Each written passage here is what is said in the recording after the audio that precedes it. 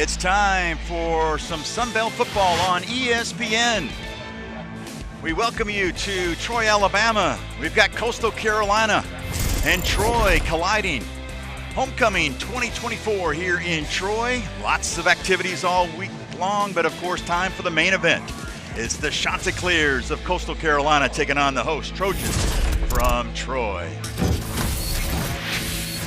Hello everyone, alongside Ben Stanfield, I'm Will Kohlmeyer. Absolutely delighted to have you on board with us here today. We'll introduce you to the third member of our team, Junior Lewis Saint, in just a moment.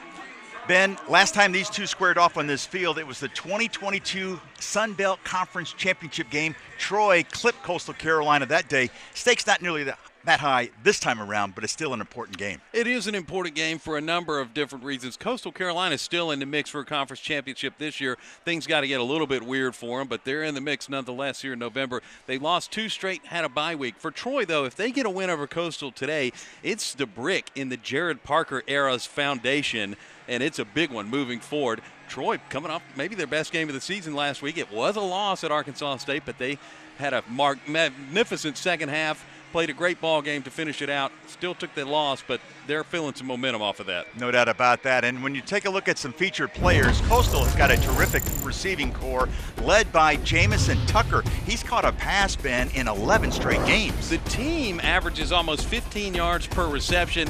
He's the leading receiver of the bunch, the lead dog, one of 6 that they feel comfortable throwing the ball to consistently. They spread it around. He's got 3 touchdowns this year. And when you talk about receivers, there's none any better this year in the Sun Belt than Devontae Ross. He leads the league in touchdown, receptions, total yards, receiving yards, all-purpose yards. He does it all for Troy. I like to say shop at the Ross. He's approaching 1,000 yards on the season. Big threat in that return game. If he has a big day, so can the home team Troy Trojans. Let's go downstairs to Junior Lewis Saint. Junior, obviously weather won't be an issue here today. It's absolutely a great day to play football, fellas. And I had the opportunity to talk to both coaches. And Coach, when it comes to Coach Parker, he just want to improve from last week's performance in the second half. And Coach Beck is looking to improve that the offensive side of the ball for Coastal Carolina. So we're looking for an amazing game today, fellas. All right, Junior, we'll look forward to your reports all afternoon long. The pieces are in place, folks. We're ready for some college football, Sun Belt style. Troy will get the football first.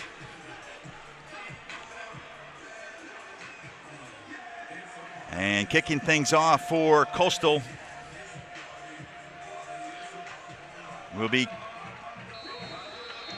Liam Gray out of Westminster, Colorado. And toe meets the leather, and we are underway.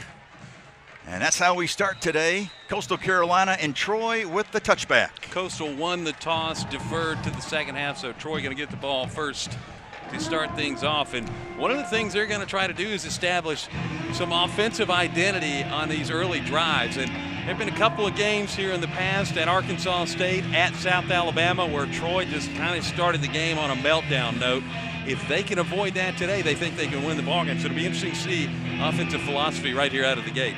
Matthew Caldwell coming off his first 300-plus yard game a week ago.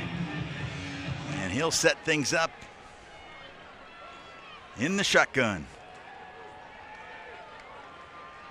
And they'll keep it on the ground on the first carry of the day. And that is Taylor on the carry, tackled by Shane Bruce. And speaking of Shane, he's one of your impact players. He leads the team in tackles. Yeah, he and Taylor just met there. Shane Bruce has 47 tackles for Coastal this year. And then Clef Lubin with 2 sacks, 2 tackles for loss, 2 quarterback hurries, and 6 tackles last week.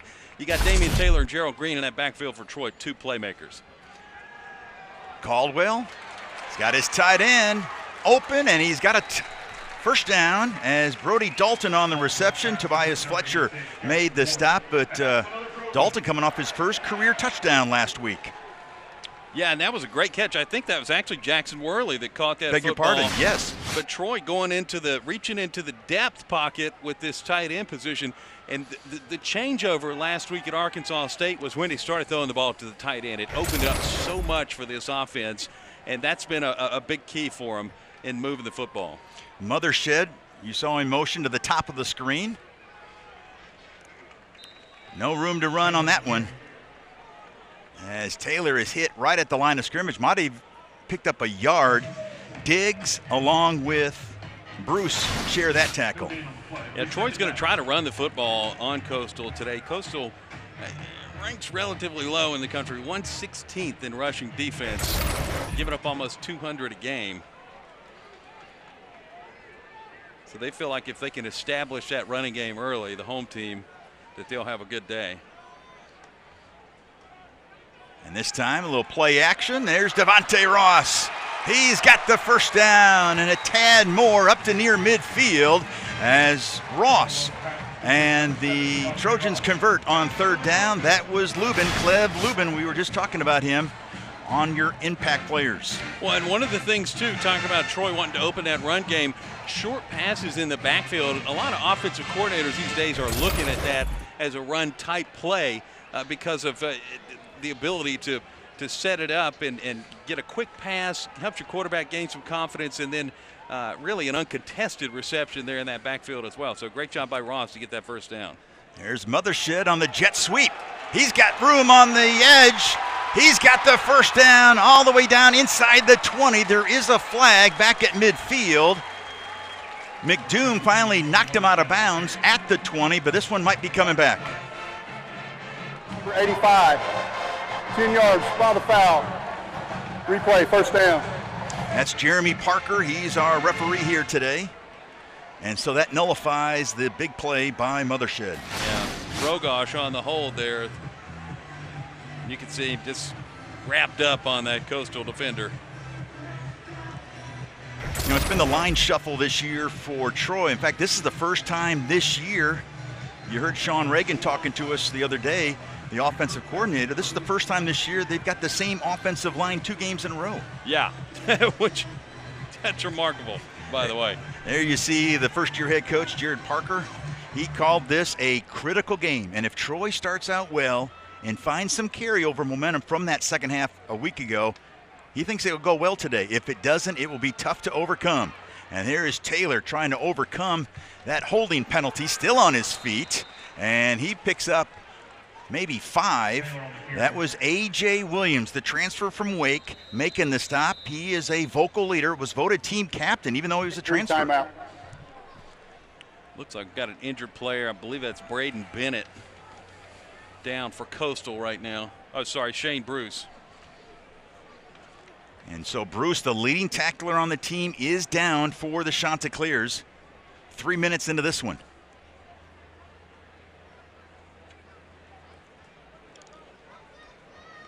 Bruce coming in, the 5th-year senior from Carrollton, Georgia, went to Central High School, had 4 tackles last week, leads the team with 47 coming in, 3.5 tackles for losses. He's got a fumble recovery, a pass breakup, and a quarterback hurry. He is a key cog to that Coastal defense. Yeah, and a partridge in a pear tree, too. There's like running down his list of achievements there this season. Tim Beck there, you see him, the Chanticleers head coach.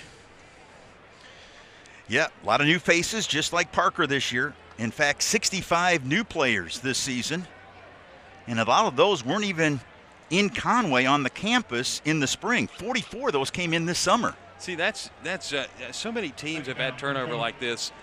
Troy being one of them, Coastal Carolina being another, and just teams around the country. Everybody's rosters changed so fast now that it's a whirlwind, man, trying to keep up with all this. There's Caldwell rolling to his left, and he threw behind the intended receiver, Mojo Dortch. Fastest guy on the team. He can run 23 miles an hour, but that throw was behind him. 23 miles an hour is just ridiculous speed. Did you ever run by one of those speed boxes on the side of the roadway? The fastest I ever got in high school was 15 miles an hour. That's good. And it just blazed. Better than coal mine. That was as quick as I could possibly move in my best shape of my life. So 23 miles an hour is just insane speed, man. Well, he was a speedster coming out of Lucedale, Mississippi, 4-star. Mississippi State signed him originally, then went to Cal, and now on Troy.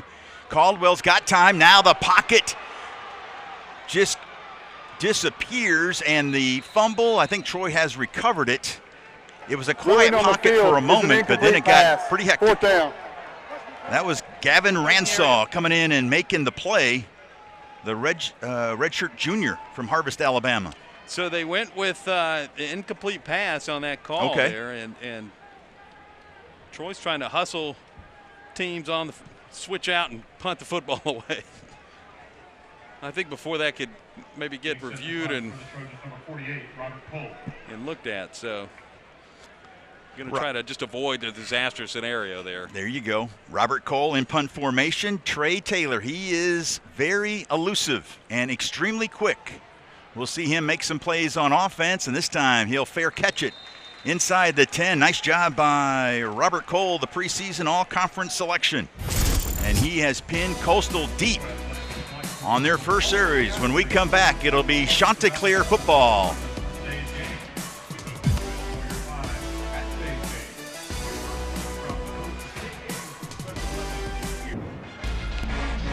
All right, it's Coastal football coming out of this timeout.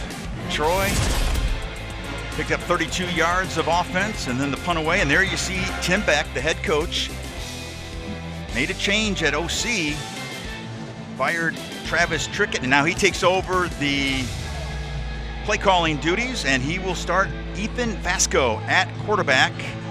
Vasco is a guy more mobile, an RPO kind of guy. Had a tough outing his last time out against Louisiana 2 weeks ago. Yeah, it's one of those things where coordinator moves mid-season are interesting, but they felt like they needed to make a move. Another one folks familiar with here, Jordan Leslie got fired at West Virginia this week too. And just interesting anytime you make a change like that, but they feel like it can lead to success. Well, that's success right there. What a pass and completion, and he did go out of bounds.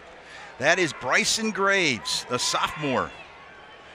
Yeah, made 3 catches last week. He's got 10 for over 100 yards this year. That's number 11. I think he stepped out just before the 40-yard line. How about some impact players? Obviously, for Coastal, they've got 2 fine running backs in Bennett and Taylor. Yeah, Bennett, dual threat. They throw to him a lot, too. He's got 6 touchdowns on the ground, 2 in the air this year. And then on defense, you got Jackson, Stringer, and Associates. Brendan Jackson, 9th in the nation for tackles for loss this year. Lewis Medina did a nice play, made a nice play on that last tackle, but here's that first play. I love it.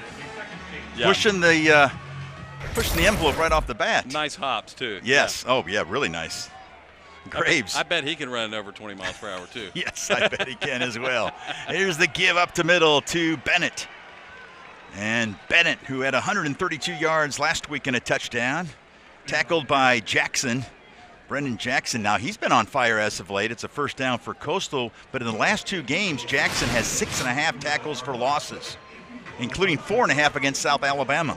Yeah, you know, defensively, Troy played a really good game at South Alabama. We're able to keep them in check pretty much all night. It was a turnover type game for Troy that really led to that scoreboard at the end of 4 quarters. But defensive played well. There's Vasco. This is the threat, and that's the concern for the Troy defensive coaches with Vasco. They've got another terrific quarterback in Noah Kim, but he's more of a pocket passer. That's Yancey, Damaj Yancey, his 35th tackle of the year, and going tempo, the pass across the middle, intended for Bennett, incomplete. That was Brendan Jackson on the coverage. Well, and there's just so many threats on this Coastal offense, and you know, looking at the keys to the game, that ghostly offense, they disguise a lot. That's a good Halloween theme for you here this week. But then also relying on their offensive line. Their offensive linemen are smart. Their center helps map out where safeties are on the football field. You can see that on the film. For Troy, they just got to relax and execute today. It's real simple. And try to tone this run game down for Coastal. So far, pretty decent job. So 3rd and short. Vasco with some option. And nicely done by that Troy defense.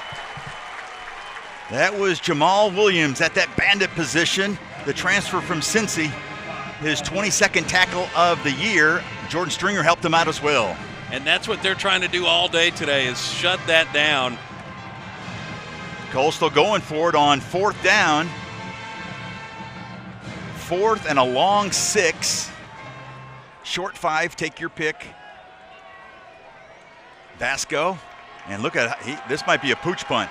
He's way back. a pooch punt for Vasco.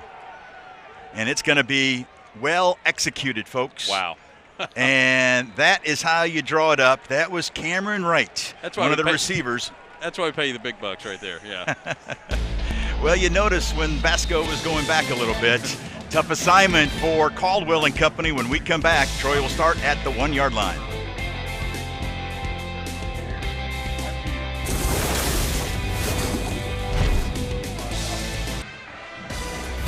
Back here at Troy, Matthew Caldwell about to start a drive. They're going to mark it at the 2 yard line. Take a look at the standings when you come into this one. You can see why it's so important. You talked about Coastal's deal, trying to keep their pulse alive for an Eastern Division title, and then Troy's just trying to, like you say, carry over some momentum from last week and get that foundation, maybe make it a little stronger there at the base. Well, and, you know, winning cures a lot of wounds. Sure does. Jared Parker and this staff need a conference win. It doesn't matter who it's against at this point, just get one. Yep. And this one today, a homecoming home crowd would be a big win for this football program. Got to be able to run the ball, Coach was telling us. That'll help take care of Caldwell, since he is, well, whether third or second string, whatever you want to call it, depending on with Kilcrease. There is Damian Taylor, and take advantage of those action throws. 5 yard gain on the play. It'll be 2nd and 5 at the 7 yard line. Yeah, they got to establish the run game, though, I think, offensively, and try to get guys like Damian Taylor and Gerald Green busy today. Green's more of the finesse back. Taylor's more of the power back. And then keep the tight end involved and see what happens here. There's Taylor. Boy, he's a physical runner, isn't he? Yeah, he's tough, man. He's stout, 5'10", 221 from Northport, Alabama. Just a good football runner. And if you notice, too, well, Troy's won a lot of these bunch sets today, keeping things tight. Some interesting personnel on the field, too. Conyer, the transfer from Tennessee, in on a couple tackles to start this drive, but that last run was enough for a first down.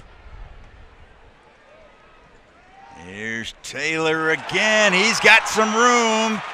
He's up to the 35-yard line, and another first down. Tobias Fletcher, that was a touchdown-saving tackle by Fletcher. Yeah, the Atlanta native with maybe the tackle of the game so far there for this Coastal defense. That was huge to get that tackle there, because it saved 6 points from going on the board, because there was nothing but green grass behind him. Yeah, lots of room to run, no doubt. And you talk about Taylor and how physical he is. He's 11th in the nation, 4.5 yards average after contact. That's a minimum of 75 carries. And here is Taylor again. And another first down for the Trojans. That's Fletcher again on the tackle. He's been busy at that strong safety position.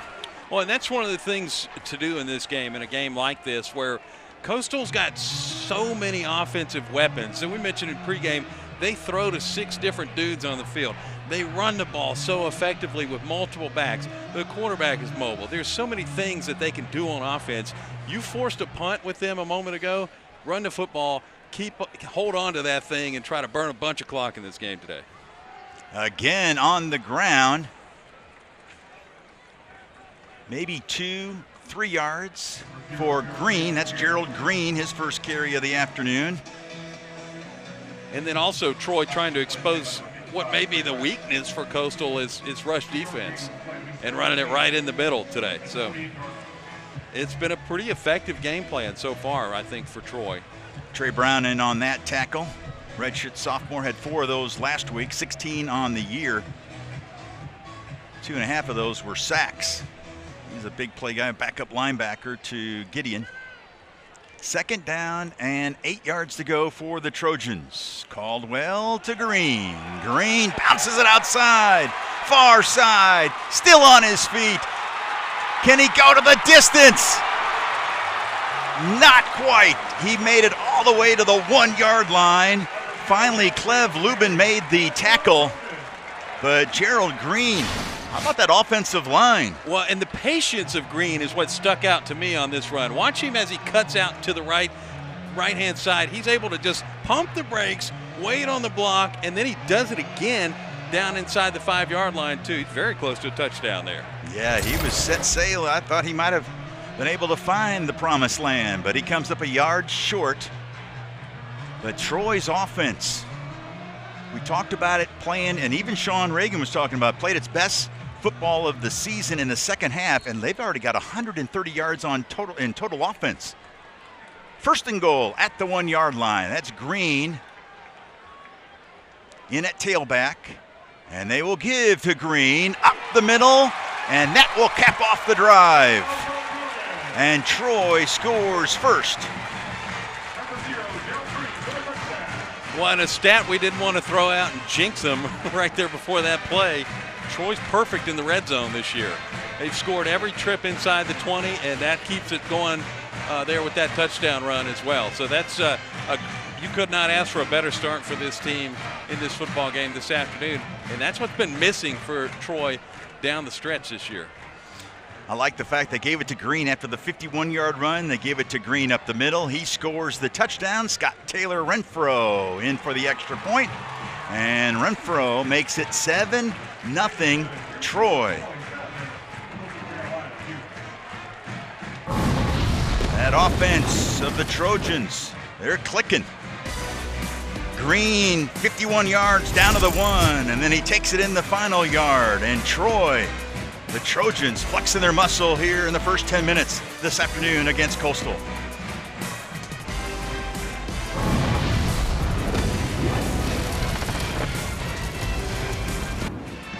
Gerald Green caps off the first ever 99-yard drive in FBS history for Troy, just the second in program history.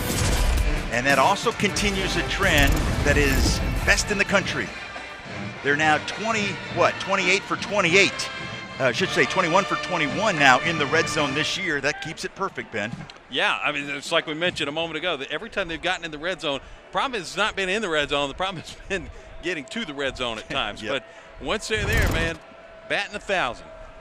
And here is Patty McAteer. And all he does was take care of business, another touchback. You know, he's the guy that hadn't picked up, even kicked an American football until April. He's right now 24th in the country in kickoffs, averaging right at 70 yards a kickoff, 69.7. That is 14th best in the country. Yeah, really remarkable story there. Not a lot of folks getting returns off of him. No, it's a weapon. And remember, he barely got here in time before the season started. He had to get a visa, had to get a plane ticket. He's a walk-on. But he's been a story so far for Coach Parker and the Trojans. A little play action on first down. The pass is caught. There is a flag. Looks like maybe in the general area of a holding, or maybe some motion. Holding. Yeah, it was holding. Offense number 73. 10-yard penalty. Replay first down. Second time we've heard from Jeremy. Here's a good look at Tim Beck. That was on, by the way, Anthony Walton, the backup left guard. Yeah, Walton giving out the old Thanksgiving hug there. Practicing for later this month. Under 5 minutes left here in the first quarter. It's been all Troy so far. It's first down and 20 for Vasco. Here's the blitz, and completing the blitz. That was Damaj Yancey, his second sack of the year. Yancey ran wide open, untouched, just full speed, able to get contact there, and a huge sack. And Coastal Carolina is digging themselves a hole now. They're back inside the 10. They'll mark it at the 9. They got to get all the way out to the 35-yard line.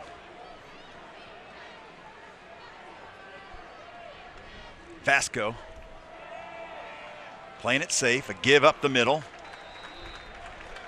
A host of Trojans in on that play. They're going to try to get a little bit of breathing room here, and then it's, what, 3rd and 23, I think, is the actual 3rd and 22.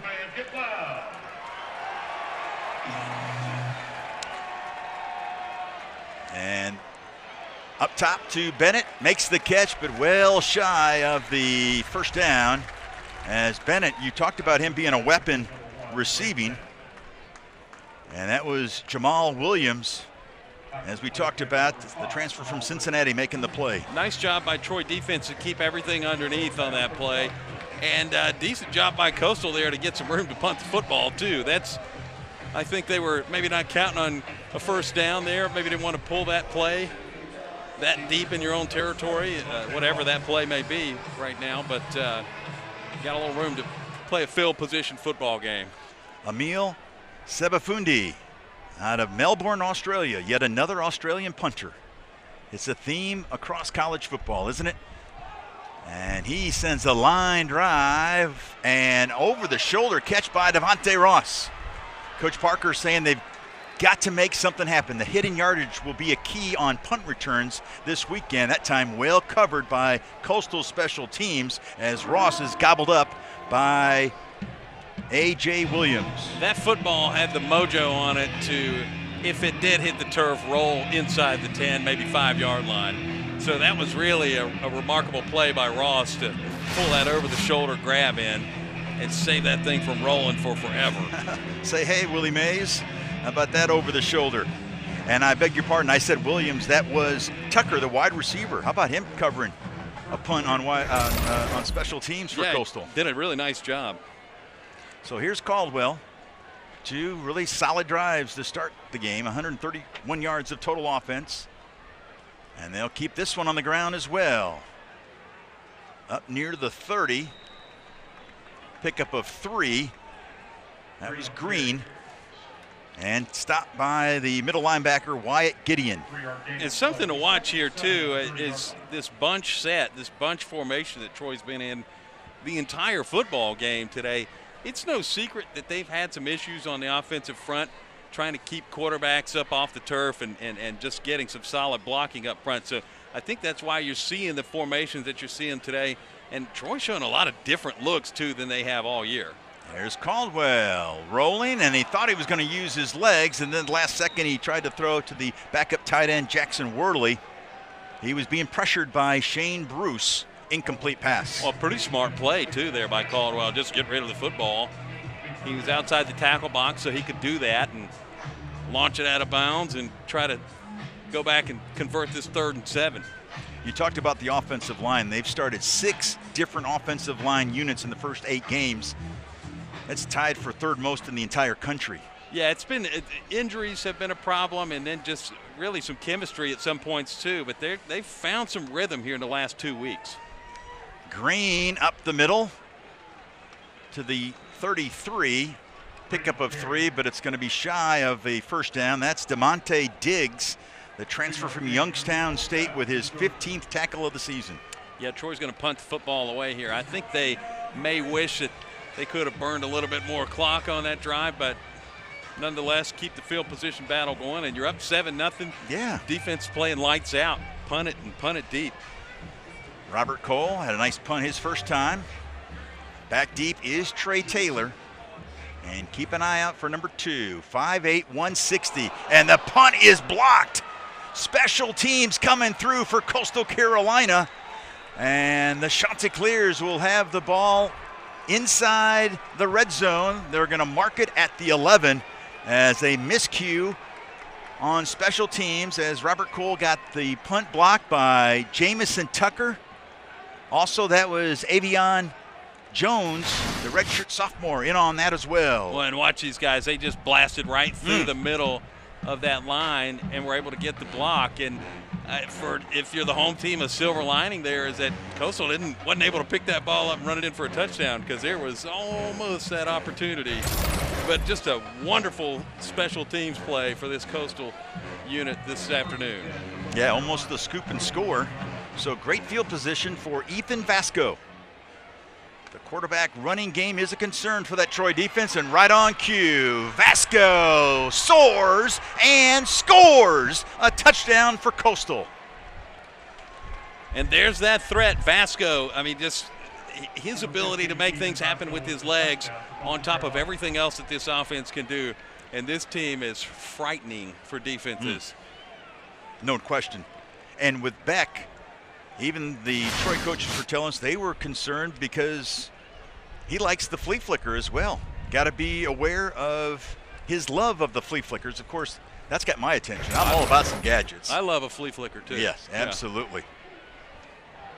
So here's Hensley, Cade Hensley, redshirt junior out of Johnson City, Tennessee. And he has made this a tie game at 7. As now Hensley is 29 out of 29 this year in extra points. Wow, that block punt, that changes everything. And it didn't take long for Coastal to find the end zone. Well, you kind of felt like Vasco was going to run the ball there, and that's exactly what he did. Look at the young man just lunge out for this touchdown here, too. Boom, Superman from the 4-yard line into the end zone, and just a great run. He comes in third on the team in rushing with 265 yards on 54 carries, and you know some of those are sacks, and still having that average per run. That's his 3rd touchdown of the season for Vasco. Yeah, it's very impressive run. So, of course, Troy, Jared Parker telling us it couldn't have been a worse start a week ago, but he liked the way the team responded in the second half, and he used the word belief a lot. And they started believing in that second half, and he was hoping that that belief would continue in the first quarter, and it had until that special teams play, and we'll see how Troy responds. You're right. Belief is a big deal for a football team, too, and for the defensive unit here today, they played a great game, and there wasn't a whole lot you could do about what just happened on that quarterback run for a touchdown. But nonetheless, you rebuild, you regroup, and get back out there and try to do it again offensively. Peyton Higgins on the return. Wow, he got tattooed at the 18-yard line. Hit and dropped. Nice play on special teams by Juan Powell. And Powell makes the play. Also, he got some help from Savon McDowell. And I think one of the strategies that you may see down the stretch here, too, is that you try to suppress opportunities for Coastal Carolina if you're this Troy offense and just hang on to the football as much as you possibly can.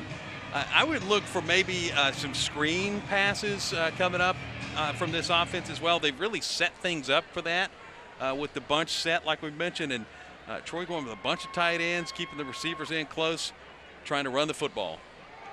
And they keep it on the ground. Across the 20 up to the 22-yard line. Pickup of 4 on first down. Nice job by Taylor. 4-yard gain on the play. It'll be 2nd and 6 in the Trojan 22. So 2nd and 6 now. Taylor, 2 100-plus yard games this year. He had 70 last week against Arkansas State on 14 carries. Had a touchdown. He will set up to the right of Caldwell. There's that bunch set you were talking about, Ben. Mothershed in motion. And there is Taylor again. And Damian Taylor showing that physicality for the Trojans. He's got the first down up to the 34, tackled by Fletcher. Yeah, got pushed back a little bit on that tackle, but forward progress carried him out to the 34. And again, that's the matchup Troy's looking for, running the football. And I think they're just essentially telling Coastal right now with this bunch formation, we're going to run the football and we're going to make you stop it. And so far, it's been a great run for Troy in this first quarter. Literally. We've played 15 minutes. First time Troy and Coastal have faced each other since the 2022 Sun Belt Conference Championship game. It's homecoming 2024. The Trojans trying to give the hometowners a lot to cheer about and a lot to celebrate. We're back for the second quarter after this.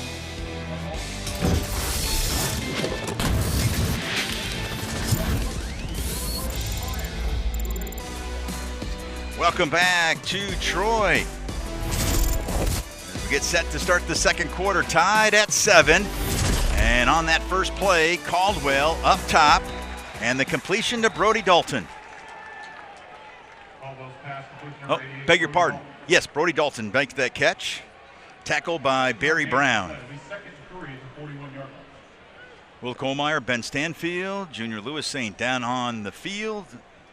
This broadcast being produced and directed by Jeremiah Paris and the rest of our crew. We're glad you're spending your Saturday afternoon with us for this Sun Belt battle.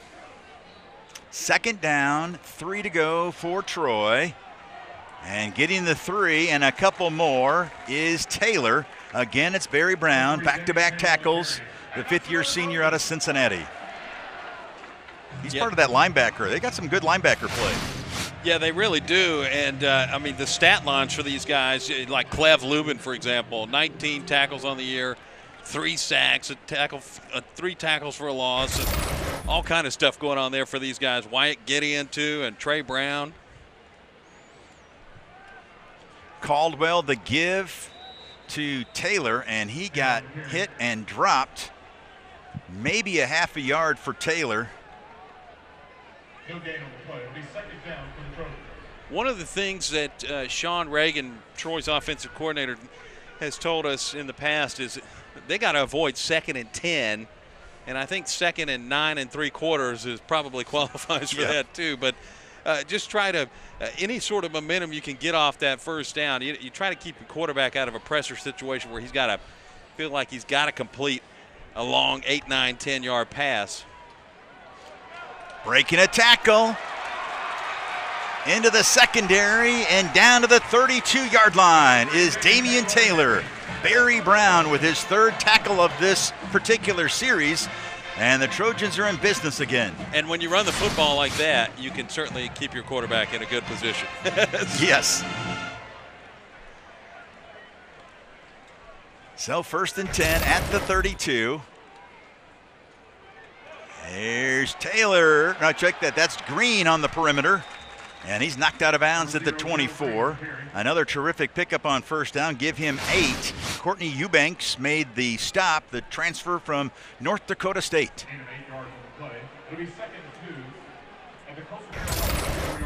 Yeah, the way Troy's running the football today just so effectively is I don't see a reason for them to try to do anything else. No. Try not to get too fancy. Looks like they're going to go under center here, but with this bunch set, and again, we mentioned this earlier, you may watch for a screen pass, but I would keep running that football. And there is Green bouncing it outside, near sideline, and he's knocked out of bounds. It'll be 1st and goal for the Trojans. That was Joa Cash, backup outside linebacker, with the stop. You got to watch him here. He's able to cut it outside, get toward the sideline. Nice stiff arm.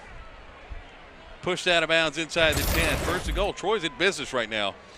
Green had 113 yards and a touchdown last week, and he gets stopped for no gain on 1st and goal. That was DeMonte Diggs on the tackle. 2nd and goal. Yeah, how about Diggs coming in that backfield, bringing the heat too.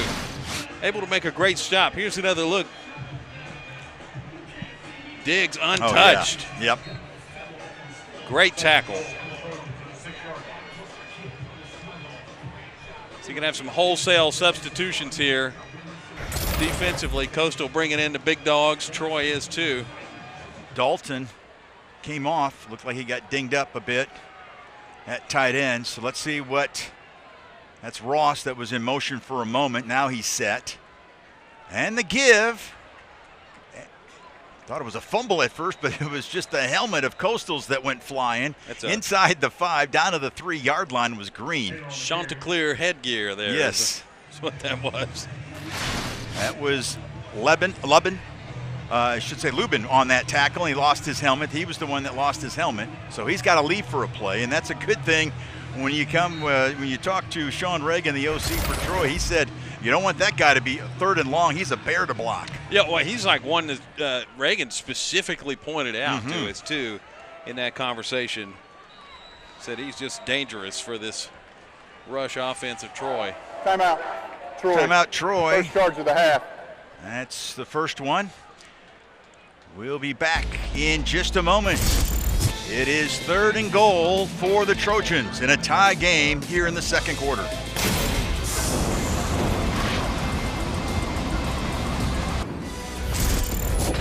We're tied at 7, 10:49 left here in the first half. Troy has it 3rd and goal at the 3. This is the 9th game of the year for Troy, and this is the first time all year that all 22 starters on offense and defense had started a game previously this year. What a nugget. That's incredible. An unbelievable stat. And it just kind of goes to show you what this team's dealt with this year. They've had injuries all over the roster. Yep. They've had a whole basically brand new football team. A lot of dudes out here finding their rhythm, and you can tell that they have, so to speak, as well. I'm telling you, the turning point in that game last week at Arkansas State was in the 2nd quarter and beyond, and they've just kept the rhythm alive today as well. 3rd and goal at the 3. A little play action. Caldwell looking toward the end zone. Devontae Ross, touchdown, Troy.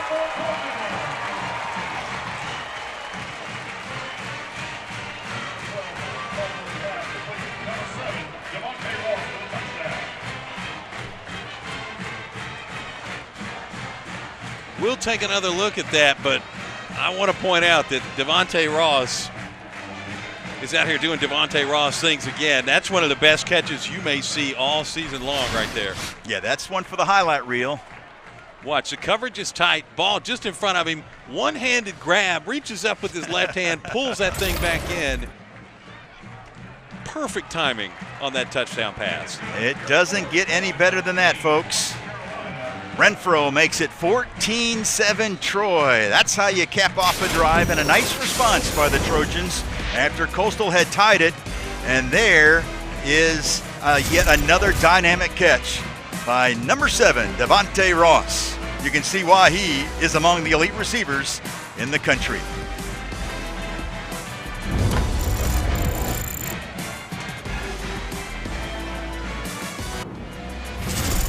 Welcome back to Troy. T-Roy turning 40 years old today.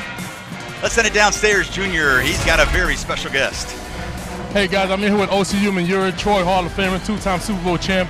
O.C., as you look around this place, man, surely a lot of changes have happened since you last played here. You know, how proud are you of this place? This is unbelievable. First of all, I couldn't find my way around when I got in. They were like, yes, by the sports field. I didn't know where I was. There's so much. It's gotten so big, so much. It's so impressive, man. I'm really, really happy to see the way it has grown. And when you came here, it was actually Troy State. Yeah. And when you talk about this university in the city of Troy, what kind of impact did it have on your life and your career? Listen, it is everything that I learned about the game of football, about life in general. Coach Larry Blakeney, who was our former coach here, Ms. Judy, all these people are still here. They instill all these values and all these things in you that you take through for the rest of your life. So really excited to see the way this place has grown, see some of my former teammates over here. It's been a real blast. And talking about those guys, you guys were just recognized for that 99 championship. How special is this to be back here with this group of guys, man? How special is that team? Heck of a team. Best team I ever played on as far as college. Great players. They're still over here. They're still looking good. Some of them are looking a little old now, but you know how it is. It's been like 20-something years. Incredible players, incredible people, and I'm just happy to be a part of it. And this Troy team right here is not having a good year. I'm not sure if you had a chance to talk to those guys earlier. What was the message like for them? Haven't spoken to them, but, you know, at the end of the day, it's the ups and downs of college football. We had really good years ourselves. Sometimes they weren't so good, right? But with the team, the pedigree, the things that have happened here, this team is going to continue to build. They're going to ascend, and they're going to be a good team at some point. They're a young football team. They just have to get a little bit better. Thank you, Osi, man. I appreciate it. Thank you for spending time with me. All right, thank you so much, Junior. How about Osi? That guy, hard to believe it's been 25 years since that championship season. And it's wild. He's a Troy Trojans legend. He's a New York Football Giants legend as well on those Super Bowl teams with Eli Manning, and just, I mean, remarkable seasons that they had here and in New York. Catledge made the tackle on the first play. This time, you've got Lafayette, Devin Lafayette, fourth on the team in tackles. That's now number 40 this year. You talk about O.C. Manura, too. I mean, him and Michael Strahan on the same defensive line together. Ferocious. Yeah. They had some bone-rattling hits, didn't they? Those guys were brutal, man. Yep. I think we called a few bone-crushing tackles by those guys in their careers. Third down. Big play here for Coastal's offense. 3rd and 4, and Vasco will go up top. He's got a man. It's caught, and I think by the mark it'll be a first down. That was to Cameron Wright, the redshirt junior out of Batesville, Mississippi, a transfer from East Mississippi Community College. And Poe, along with Terry Thomas, in on that tackle. Yeah, good job by Wright playing the sticks here, man. He got just enough for the first down, and that's all he wanted. Nice open pass across the middle. Move the chains.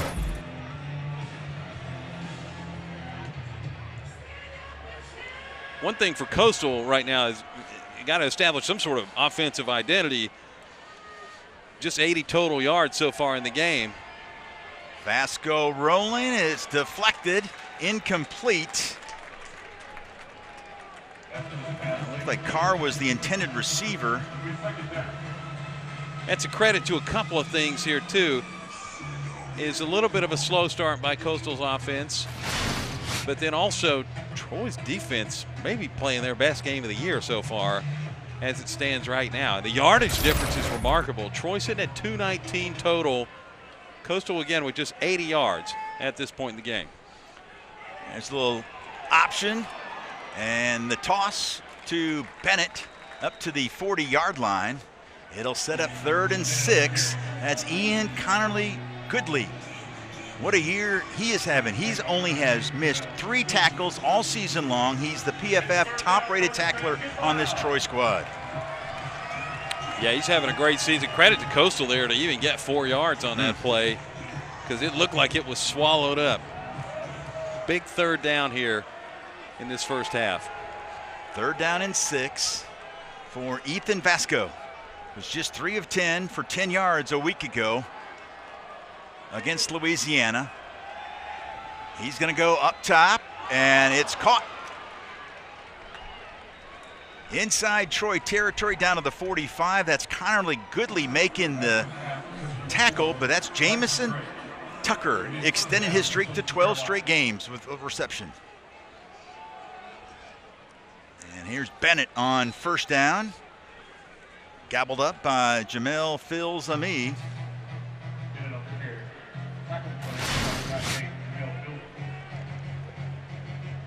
Yeah, there was that option pitch that was swallowed up a moment ago, and then you had Catalage jump up trying to grab an interception on that last play, and maybe if he reaches to try to swat that ball, he could have knocked that pass down.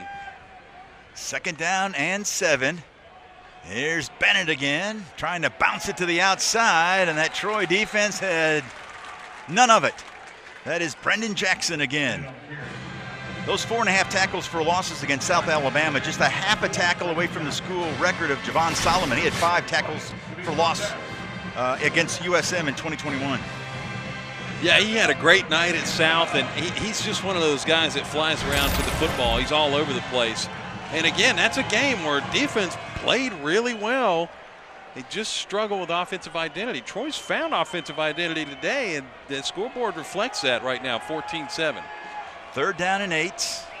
Let's see what Vasco will do. He'll look far side. It's incomplete. He was looking for Bryson Graves. Graves coming in, had 10 catches and a touchdown. He had a key catch early in this game. But it's 4th down and 8, and Tim Beck going with the punt team at the 43-yard line. Yeah, no pooch punt this time, it looks like. Although I really enjoyed that play call earlier, though. And I get lucky every once in a while. Quarterback dropped back for the pooch. Peyton Higgins. Sometimes you may have something that opens up there, you know. Sure, you never know. Hey, Higgins is back deep at the 10. They had Ross back earlier. Remember what Coach Parker was saying, that's going to be a key today. He's got to make sure the punt return is a huge impact for the Trojans. So it will be Troy football when we get back. Stephen Catledge and company, they're having a lot of fun. And of course, Brendan Jackson making even more plays behind the line of scrimmage for the Trojans.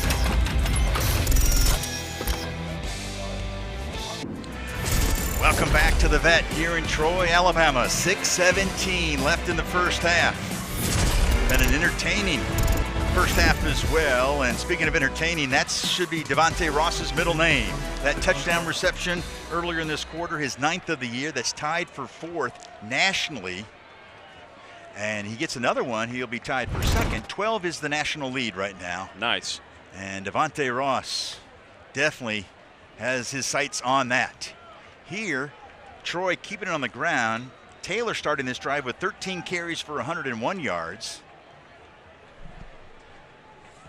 And this time it's Gerald Green on the carry. He's had a nice first half as well. Green came into this drive with 86 yards. So they're both knocking on the door of the century mark. Well, Taylor's already there, and Green is getting close in the first half. Remarkable things happen when you run the football consistently and efficiently, and that's what Troy's doing today.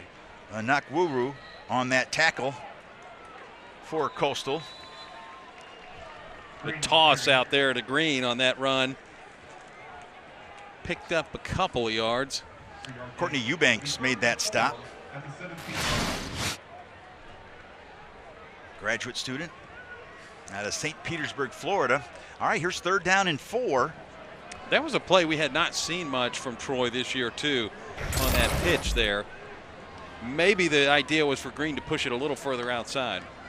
Troy is 2nd in the conference in 3rd down conversions, and they will convert and get a big chunk. It will go for 6. Gerald Green out of the backfield. He scored a touchdown rushing and now 1 receiving. And you talk about a big play for the Trojans. Well, it was perfectly set up with the pitch there. They saw that they had the outside, sent him out on the pass route, and nobody covered him. Everybody looking for the run. Gerald Green, elusive, slips outside, breaks the tackle, and scores maybe the best touchdown of his life right there. What a play. 83 yards from Caldwell to Green. That'll pad some stats. Renfro, 21-7 Trojans. Oh, look at Taylor and Green. What a first half for that dynamic duel. Yeah, these guys are fired up. They have not had a game like this season, and things feel different for this Troy football team right now, much more so than they have in the last few weeks. Well, coaches were telling us that if they didn't respond in that second half last week, they might have lost the locker room. But they didn't. They came out and responded. And boy, they have responded well here today as well, as Gerald Green, the wheel route, delivering for the Trojans. And that was a drop back pass as well for Caldwell. And Troy doesn't call a ton of those. They give him kind of limited options on some of these pass plays. It's really just because he's been so inexperienced coming into the role this year. Drop back pass, and I mean, Green was wide open. You wonder what the coverage breakdown was there on that defense that left him just completely untouched. Speaking of drop back passes, Sean Reagan was telling us of the 33 passes last week by Caldwell, only 9 were pocket passes. Yeah, see, that's I mean, 9 out of 33. They got him moving around, yep, looking for targets as opposed to, because you do set yourself up to take some sacks in the pocket like that, and if you can keep the quarterback mobile, that's going to help a young guy like that out quite a bit. Well, Reagan was telling us how Caldwell has improved. He improved last week. Every rep is a learning experience, and he had a major learning experience last Saturday with 10 seconds left. And it kind of kept him down for the first part of the week, but he responded with his best week of practice as a Troy Trojan, and it's carried over here today. Yeah, they were driving the football field and doing so very effectively, and had that turnover at the end of the game last week against Arkansas State. Let me tell you, though, this team had every reason to kind of fold last Saturday night. Disastrous start, but they were able to hang in there, turn it around, and quite frankly could have won the football game. Some would say maybe they should have won the football game last Saturday at Arkansas State, but it was a turning point for Troy's football team, and it's carried over this week. Julian Peterson with a tackle for a loss. He now has 4.5 of those this year among his 18 tackles. Once we get to halftime, which is 4.5 minutes away, Troy's put 4 quarters together of good football. The problem is they're not in the same game. So that's going to be the interesting thing to see if they can hang on, or if Coastal can flip the script here offensively and get some momentum going. Well, they've got enough weapons to do that. Right now, Vasco was wide on that attempt to Cameron Wright, who came in tied for second on the team in receptions with 15, but he's a big play guy. Almost 300 yards receiving this year and 2 touchdowns. But right now, that Coastal defense, I should say the offense, is third and about almost 11 yards to go. Which is kind of improbable, too. I think if you looked at the schedule and said, which game will Troy's defense have the lockdown performance in? So far, it's been this one. But with all of the weapons that Coastal has, I think a lot of people would not have said that coming into this ball game today. Vasco, far side, incomplete. Jamison Tucker, big guy that can definitely run. Made plays all over the field, not only offensively, but also on special teams. It's incomplete, and it's 4th down. Yeah, 3 and out. Lunch Pail gang there just excited about this stop, and they go out like their hard hats on, get to work, come off the field, and going to get the football back here with some time to work with it, too. And look who they put back in the receiving mode. It's Devontae Ross. Had that 77-yard punt return against Iowa for a touchdown. Last time Iowa gave up a punt return was the Rose Bowl in 2016 when Christian McCaffrey did that for Stanford. And a fair catch at the 35-yard line is where Matthew Caldwell and his offense will take over, leading 21-7 with 4:09 left in the first half. So I think you got a couple of goals here. You don't want Coastal to get the football back for the rest of the half. Try to run as much clock as possible, but also any points you get on the board coming out of this half, too, as you head to the locker room, are essentially bonus points, right? So Taylor, I mean, he's been so effective on the ground today, 13 for 101 with a long of 21. Just got to get him a touchdown now for the power back. But I mean, these guys have had a day so far, and it's been, I think, a lot of people around the Sun Belt looking at this score right now going, oh, all right, what's happening in Troy this afternoon?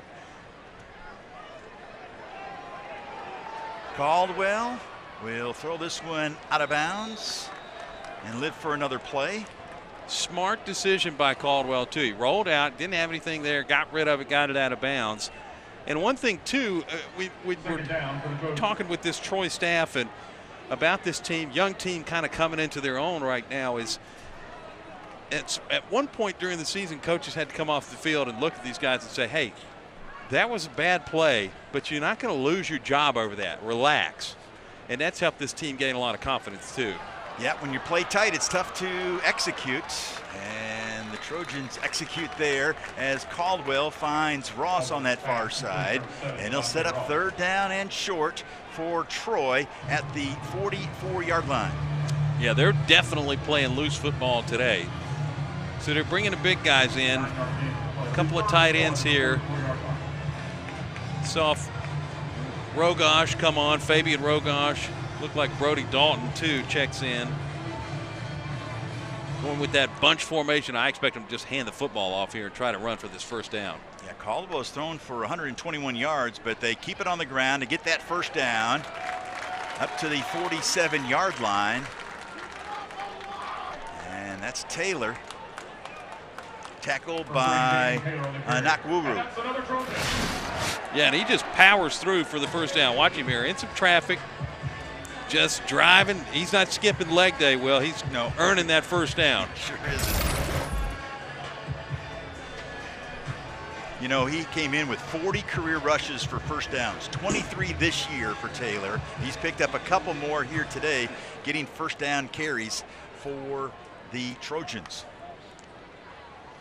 A little trickeration. Devontae Ross, a little end around. Sean Reagan was telling us, remember I was kind of egging him on a little bit. Hey, how about some gadgets? How about throwing in some flea flickers? Let us know. He's like, we got to be careful, Will. You don't want 2nd and 10, you know. So, but they did nice. He said maybe I'll end around, and sure enough, that was good for 9. Yeah, certainly. So fake the handoff there to the back, and then Devontae comes around and a big gain. 2nd and very, very short here.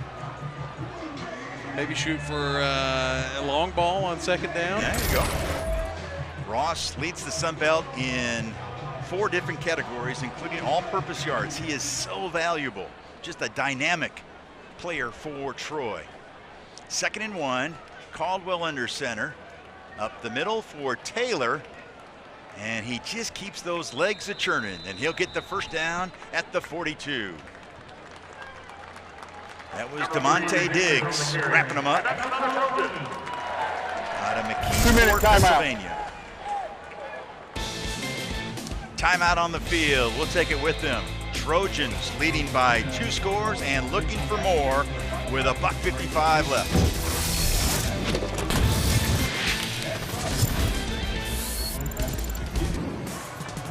College basketball tips off Monday.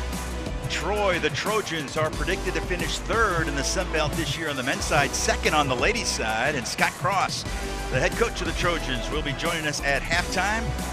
I'll tell you what, Ben, talking to Scott yesterday on the phone, he is super excited about this year's team. Got some high expectations, but he thinks he's got the goods to deliver. Yeah, they had a great squad last year. Eclipsed 20 wins. The league is real deep, too. I thought the Sun Belt was really a 2-bid league last year for the NCAA tournament, and they probably will make a strong case for that this year, too. Here is Mothershed, a little jet sweep. And Mothershed, Roman Mothershed, a redshirt freshman from just down the road in Montgomery, Alabama, with his first carry or catch as a Trojan. I didn't realize that was his very first one. Yes. You remember early in the game he had a first down run, but it was called back due to a hold. So this is officially, and look at that. That's why that giddy up at the end. He's so happy. Yeah. He's in the box score. The young man from the capital city. Yes, he is. Transfer from Independence Community College in Kansas. So pickup of 8 for Mothershed, 2nd and 2.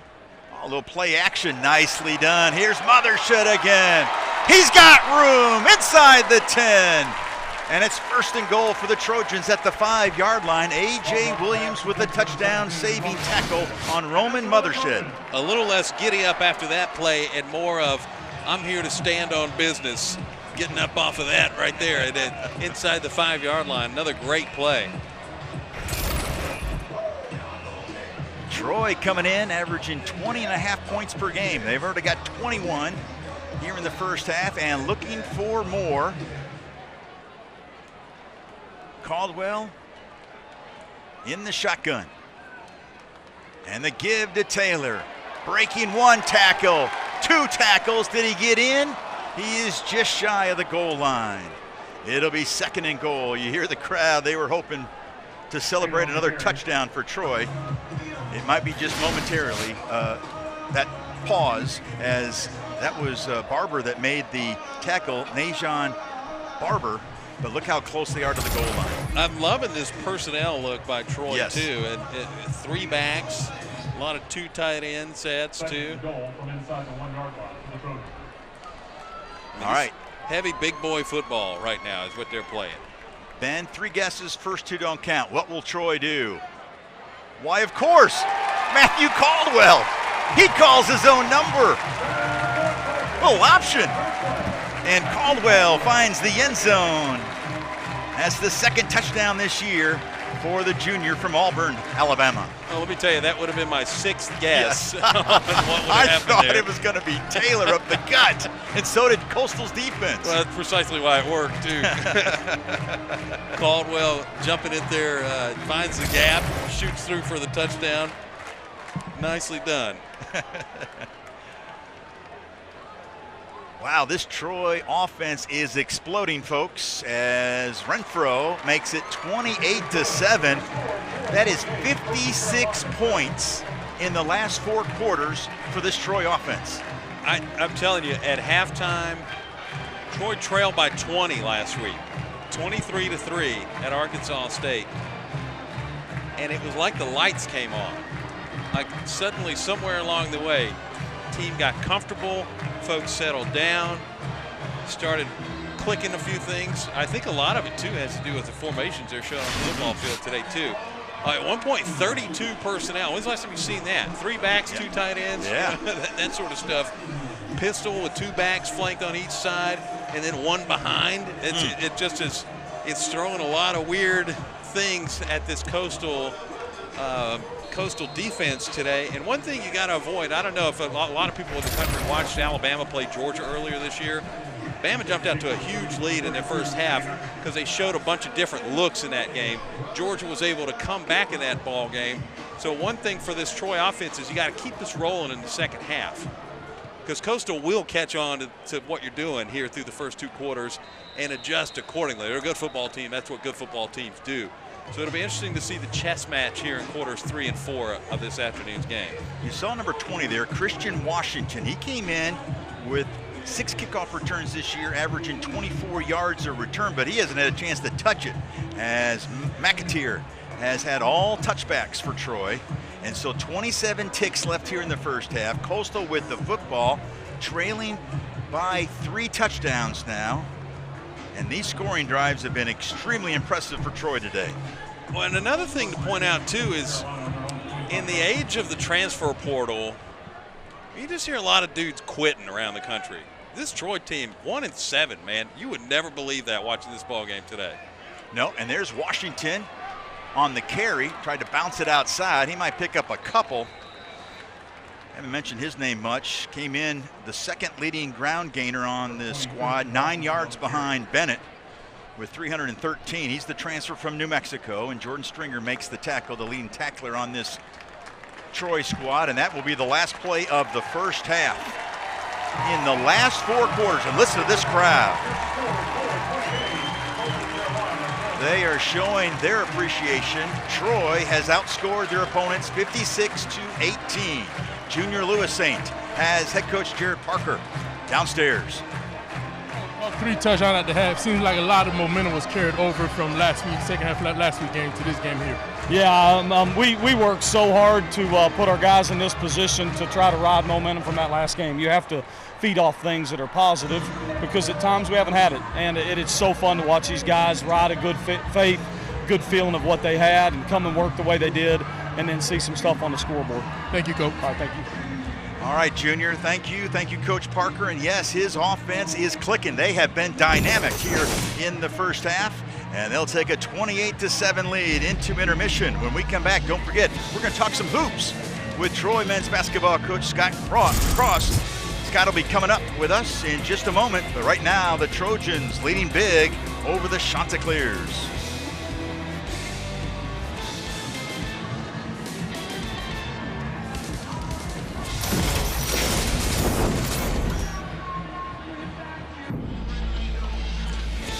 How about to start the second half? Troy leads by 3 touchdowns. Let's send it downstairs to Junior.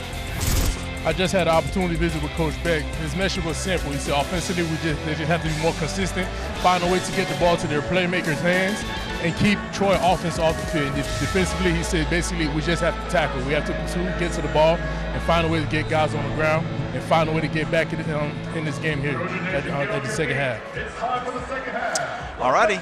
Thank you so much, Junior. I tell you what, Ben, that first half and what Troy has done these last 4 quarters been remarkable, hasn't it? Yeah, Troy was looking for a half like that. They have not really played one all year to that caliber, and you can tell this football team's turning a corner. And I thought was a real kind of a special moment. The team headed into the locker room at the end of the first half, and you pointed this out so eloquently. The fans let them hear it too. Stood up. Just the atmosphere here today is not that of a 1-7 football team, but one that's fighting to get better every week, and the people see that too. That's pretty cool. And Washington will actually get a chance to return a kickoff. Not the best idea. Great coverage there by the Trojans. Yeah, they're fired up about it too, coming out of that tackle. So Coastal's going to start inside the 15-yard line, it looks like, just outside of the 15-yard line. I wonder if Vasco will start, or will they make a change at quarterback? They did it last time out. Nope, it looks like Vasco will still be in there. 5 for 10 for 69 yards in the first half. He was sacked once. They brought in Noah Kim in relief against Louisiana, and he did really well. And he's a pocket passer. And there's a nice safe pass to start things off here in the second half. The reception by Bryson Graves. Graves with his third reception out of 4 targets so far today. Pass completion number 4, Bryson Gray. And Graves able to get outside. Something interesting happened there at the end of that play, and I couldn't quite tell how he was able to. Oh, there it is. He's not skipping trips to the weight room. He threw the defender down and able to gain a couple more yards. Oh, almost an interception. Poe was trying to time it. I beg your pardon, that was not Poe. That was L.J. Green that was trying for the interception. He missed it, and Tucker gets another reception. That's just his first of the game. He had one in the first half, and it was nullified by a penalty. So that continues the streak now of 12 straight games with a reception for Tucker. And here's Vasco. He can run. We talked about him coming in the third leading rusher on the team. He's getting close to 300 yards on the year now. Well, and for Coastal's offense to get any effectiveness here on this drive, Troy's coming out showing dime right now. They got DBs all over the field. Vasco's going to have to move the football with his legs because everything's wrapped up downfield. Second down and 5 at the 39-yard line. Bennett was the leading ground gainer, 22 yards on 6 carries. Coach Parker was telling us they've got to eliminate the run, and they've done a good job so far here today. And Vasco picks up a couple. That was Yancey making the tackle, getting close now to 40 tackles on the year. He had 10 tackles and 2 pass breakups last week. Literally, I'm telling you, based on what defense Troy's showing right now, that's the only option available to Vasco is to tuck and run. And he's been able to move the ball somewhat efficiently, but coming up on a 3rd and short here, see if Troy will drop a safety and try to bring a little bit more pressure up the middle. Vasco, quarterback run the whole way, and it's all about the mark, and it looks like it will be enough for a first down. He needed to get to the 44-yard line, and that ball is right at the 45, so that'll move the chains for the Chanticleers. Good start here for Coastal, trying to calm down, gain a little confidence here in this 3rd quarter. See if you can't move the football efficiently, just running the football. If you can open some things up on the pass game. Eventually, if Vasco keeps running the ball effectively like this, Troy's defensive strategy will have to change, and that's what they're hoping for. And there's Bennett spinning his way into Troy territory. That was Luis Medina making the tackle, but a nice run by Bennett. And Bennett is quite a story. He was highly recruited in high school, but he got injured his senior season. A lot of offers disappeared. Coastal stayed true, and Bennett has been true for 5 years now to Coastal. Well, and that's an awesome story there, too. And I think he's had quite a good run at Coastal, too. Been a lot of fun football teams have come out of there the last few years. Second down and short. Vasco. Short pass. Executed perfectly, and another first down for Coastal. That's Bryson Graves with another catch. He's the sophomore from Florence, South Carolina, and that's Connerly Goodley pushing him out of bounds. Troy keeping everything underneath. It will be interesting to see if they try to dial up a little bit of pressure on this side of the 50 now.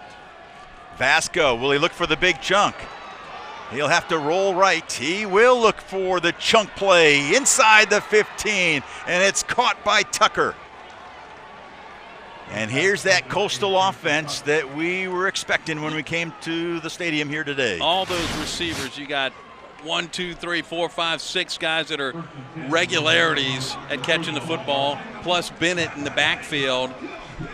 Seeing some life here out of this Coastal offense, and Troy's defense getting kind of gashed. I think the difference here is that Troy has not brought a lot of pressure defensively from the front on this drive.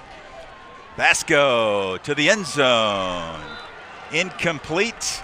That was Yancey on the coverage, and he was looking for Cameron Wright. Now here comes the pressure for this Troy defense. Got some wholesale changes coming out on the field right now. Some big guys up front, Jamal Williams checking in, some noisemakers, and it'll be interesting to see if they dial up the pressure on Vasco here to try to make him uncomfortable.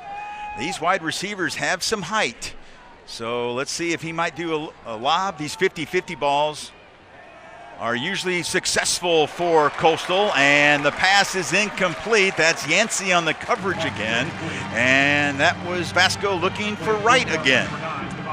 Yeah, great job by Yancey locking down on the coverage there, able to make a big play, pass breakup. He got Coastal's offense in an uncomfortable spot now, 3rd and 10. Trailing by 3 touchdowns. They've burned quite a bit of clock on this drive, too, on this possession. Solid opening drive in the second half for Coastal. They're hoping it will end in a touchdown.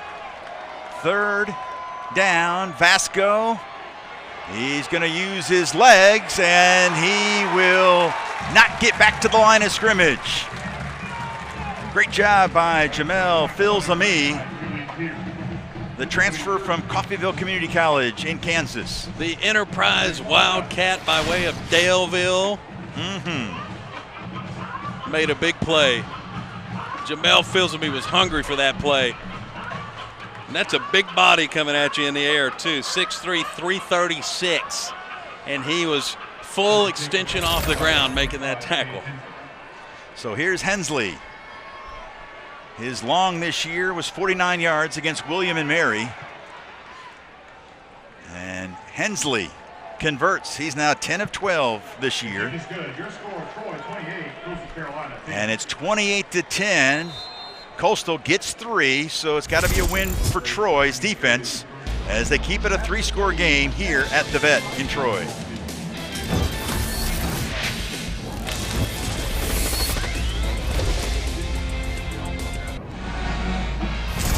Welcome back to the Vet. We're at Veterans Memorial Stadium, Homecoming 2024, and you are looking high above. You see our, right there, that opening right there? That's our booth. That's us. Hanging out, Ben Stanfield and Will Kohlmeyer. We got Gavin. How about Gavin representing the broadcast? Our spotter took part in the Sun Belt Conference Cross Country Championships yesterday in Foley, Alabama, and he ran all the way back here to Troy to be our spotter here today. We appreciate Gavin's help. Yeah, it's an easy run, right? Yeah. For Gavin, not us. 28-10 Trojans. That's Peyton Higgins back deep, along with Devontae Ross. You like the helmets for Troy today? I love everything about these uniforms. I think it's the first time they've worn the script on the white helmets. I think so. There's some uniform nerds out there that know that. Keep up with the stats on that stuff, but everything looks great today. Very cool. Here's Devontae Ross. Oh, he got tattooed in a fumble, and Coastal is there for the recovery, and that is a big-time play on special teams for Coastal, as Ross returned it, and he got hit hard at the 22-yard line, and it was recovered by number 35. That's Barry Brown. He's had himself a nice afternoon. Yeah, Devontae took a big-time hit here. Ball just on the field popped right out. Recovered by the kicking team. 1st down. That hit was by Joe Cash, redshirt junior. And all of a sudden, things have kind of changed. I can kind of sense some momentum shifting. Look at Barry there with the celebration. Coastal now tied for 11th, I believe, in the country now, with 7 fumble recoveries. Here's Vasco in trouble, pressured, and the pass is incomplete. Vasco looking toward that pylon area. And that was Bennett out of the backfield. We talked about what a weapon he is. He scored already this year 2 touchdowns receiving, along with 6 rushing. This is a pivotal moment in this football game right now, because if you're Coastal, you need points in any form. Touchdown would be preferable. If you're Troy, you're trying to avoid those meltdown sequences that have doomed you in so many football games this season. Vasco on a little option. That's Bennett. He's got room. He's in the end zone, and a touchdown. And Coastal is right back in it, folks. 2 plays after the fumble recovery on special teams. And Coastal scores. And when coaches go back and look at film in these games, in this game specifically today, Coastal's 2 touchdown runs are direct result of Troy mistakes today. Had the block punt in the first half that Coastal was able to immediately score off of in one play, and then the fumble recovery right there, and Coastal does it again, and that's 14 points now off of Troy mistakes, and that's why this ball game is close. Hensley now 30 for 30 in extra points, and it's 28-17. We've got ourselves a ball game here at the Vet. Got the kickoff coming up as Bennett takes it home. 21-yard touchdown, and Coastal is back on the board.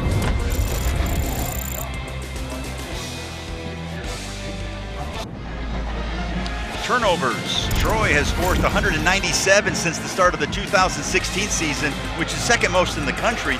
This year, look at Coastal, that fumble recovery on the kickoff return just moments ago, the 7th recovery of the year. That's top 11 in the country. In fact, they're tied with fellow Sunbelt participant, JMU. Participant, I like that word. There you go.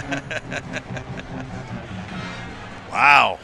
And there's a lull here at the Vet. The crowd that was just celebrating homecoming and the festivities at halftime and leading by 3 touchdowns. And that has disappeared, and a touchback. And let's see how Troy will respond. Well, the statistic my wife was asking about is who won the homecoming float. That would be the Alpha Gamma Deltas just a moment ago. Okay, there you go. So they're all screamed out on that side of the stadium after that big announcement too. So got to get some energy back in this place for the home team. And boy, let me tell you, Coastal playing lights out here in this second half so far. Defensive turnover and a great drive to start things off. Well, Coach Reagan told his offense to play loose and do what the coach says. Just play the play and good things will happen. Let's see if good things will happen on this drive. And a solid run on first down. A pickup of 5. Tackled by Shane Bruce. Good to see him back in. He got dinged up early in the game. That's Gerald Green running. And there you see he is almost at the 100-yard mark. Taylor is already there. Yeah, if you told me coming into this game that Troy would have 2 triple-figure rushing performances today, I would have thought, man, I don't know if I believe that coming into this ball game. But this offense has played really well. Sitting on the football, too, running the ball, burning a lot of clock. Oh, look at that. Caldwell made the right read. Green got gobbled up in the backfield. Caldwell picked up a couple. Shane Bruce again causing havoc. Yeah, I don't think anybody feels comfortable around here seeing Caldwell get hit like that at the end of that run. But you're absolutely right. He did make the right read. He saw the pressure coming, was able to pull the football back and take it around the edge there. He took a pretty good shot himself. He sure did. Yeah, that Shane Bruce. You can see why he leads this Chanticleer defense in tackles, now over 50 on the year. 8 minutes and some change left here in the third quarter. Troy needs a third down conversion, and they get it. And guess who they look to? Why not? Devontae Ross. And Ross with another reception. Tackled by Cash, but first down for the Trojans. Fletcher was in on that play as well with Cash. That's a big conversion for this team to keep this drive alive, because the more clock you can burn at this point in the football game, you're playing a chess match at this point. If Troy can add points on this drive, but mainly just burn a bunch of time, you got to feel comfortable about this thing somewhat going into the fourth quarter. A 1-yard run by Green, A.J. Williams and Courtney Eubanks, a pair of the DBs. Williams, the free safety, Eubanks, one of the corners, share that tackle. Well, and that's why it's so important, though, too, to keep the ball away from Coastal if you're Troy's offense, because like we mentioned, I mean, the amount of weapons on this team, and they've showed you that they can score fast. It's important to just sit on the play clock here and burn a whole bunch of time, and that's what they've done so far on this drive. Second down and 9. Caldwell rolling to his left, in trouble, and will throw the incomplete pass. The intended receiver was Ross. He was double covered on that far side, and Caldwell, that pocket has been anything but quiet. And again, another smart decision by Caldwell. He rolls out, doesn't have anything there. He's able to bide his time, if you will, and launch that ball out of bounds. You maybe had a defensive hold there on Ross downfield, but nothing worth throwing a flag over. Caldwell made a great decision, though. All right, 3rd down and 9. Coastal rushing 4, including the linebacker, Lubin. Looks like there's going to be a holding call. Caldwell is going to take a massive hit. I mean, he got double dipped. Bruce, number 1, Eubanks, number 2, and they had a sandwich of Matthew Caldwell, and it's going to be a holding call, I believe, on Troy, or maybe it might be on Coastal. Troy's pointing toward the white jerseys. They sure are. Personal foul. Hands to the face. Defense, number 36. 15 yards added to the end of the run. 1st down. Well, that changed the complexion of this drive because it was getting ready to be 4th down. Yeah, certainly so. You appreciate the toughness of Caldwell. Here, watch him here. He's going to take off running. You do need to probably call him to the sidelines and say, dude, I don't know if you've checked the depth chart lately, but yes, we need you. afford for you to get hurt, man. Well, you talk about injuries at that quarterback position. Yes, Goose Crowder played just 11 quarters this year. 4 starts, 11 quarters, a couple concussions. He's out for the year. And here it is, Taylor up the middle. He's got room. Taylor to the end zone. Touchdown, Troy.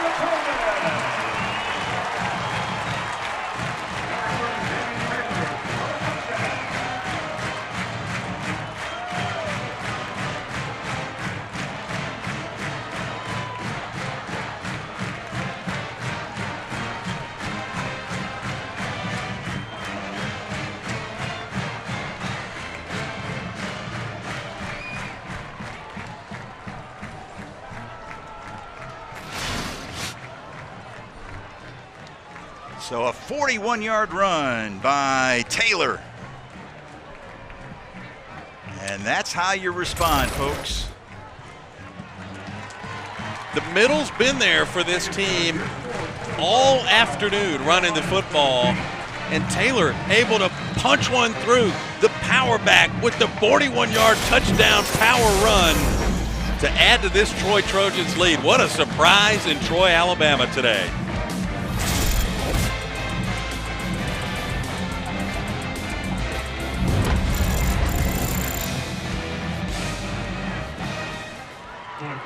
Yourself a day, fella. 152 yards on 18 carries. That 41-yard touchdown pass, his long run, his long of the day.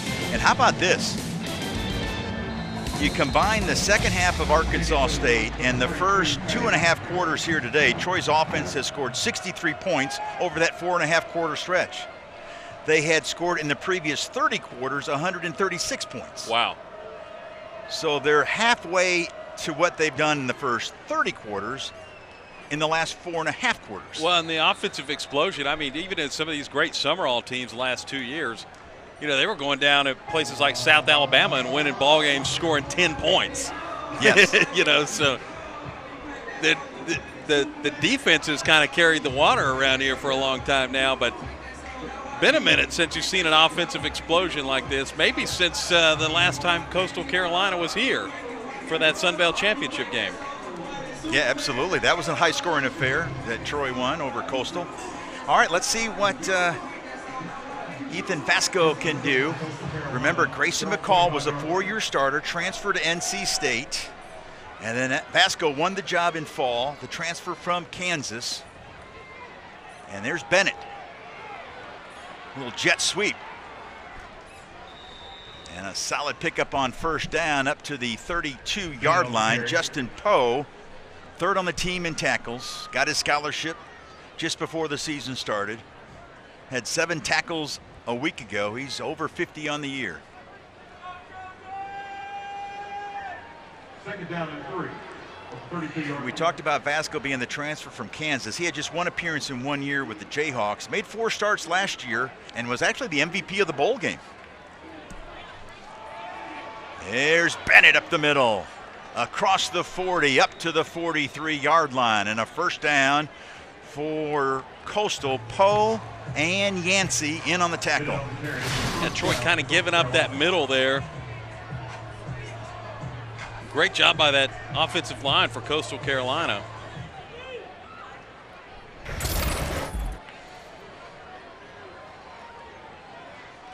Coastal now with 93 yards rushing on the day.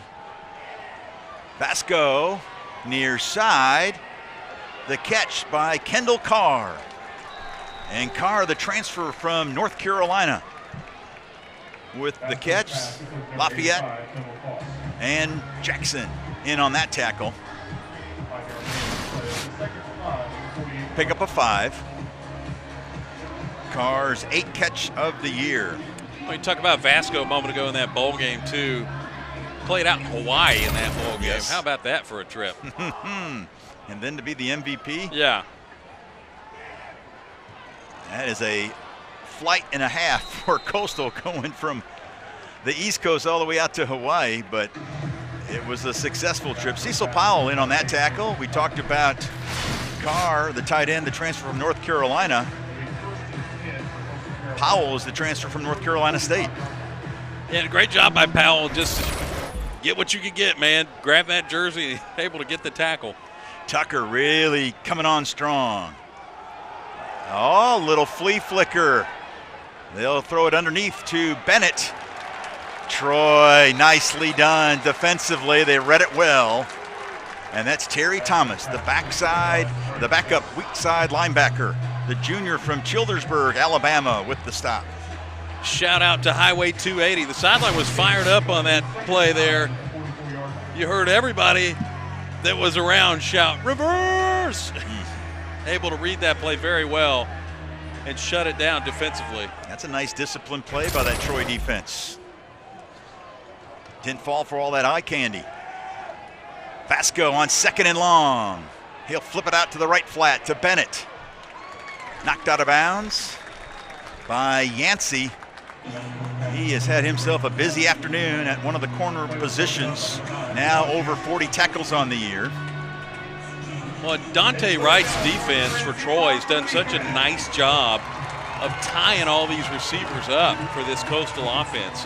They're giving you the flats, the short stuff, but anything deep has really been off the table this afternoon, forcing this team to run the football. That's why I think on the flea flicker even they were looking deep, but nothing was there. 3rd down, 6 yards to go. Vasco airmails the pass to the near side, intended for Tucker. And talk about, you mentioned Coach Wright, Dante Wright, the defensive coordinator. He had to replace 9 of the top 10 tacklers from last year. Only Stringer, with his 68 tackles, was coming back from that top 10 tacklers from that season ago. Yeah, a lot of new guys out there. They're playing like dogs today. Yeah, a lot of fight. 4th down, Coastal down by 3 scores. Will go for it at the 41-yard line of Troy. Vasco will have Washington shift to his left. Being pressured, and he will heave it, and it's incomplete. There is a flag, though. Was there a hold? Maybe some interference on Troy. Smart play by Vasco. You're about to get sacked. Just heave it down there, throw it down there, and maybe you might get a flag.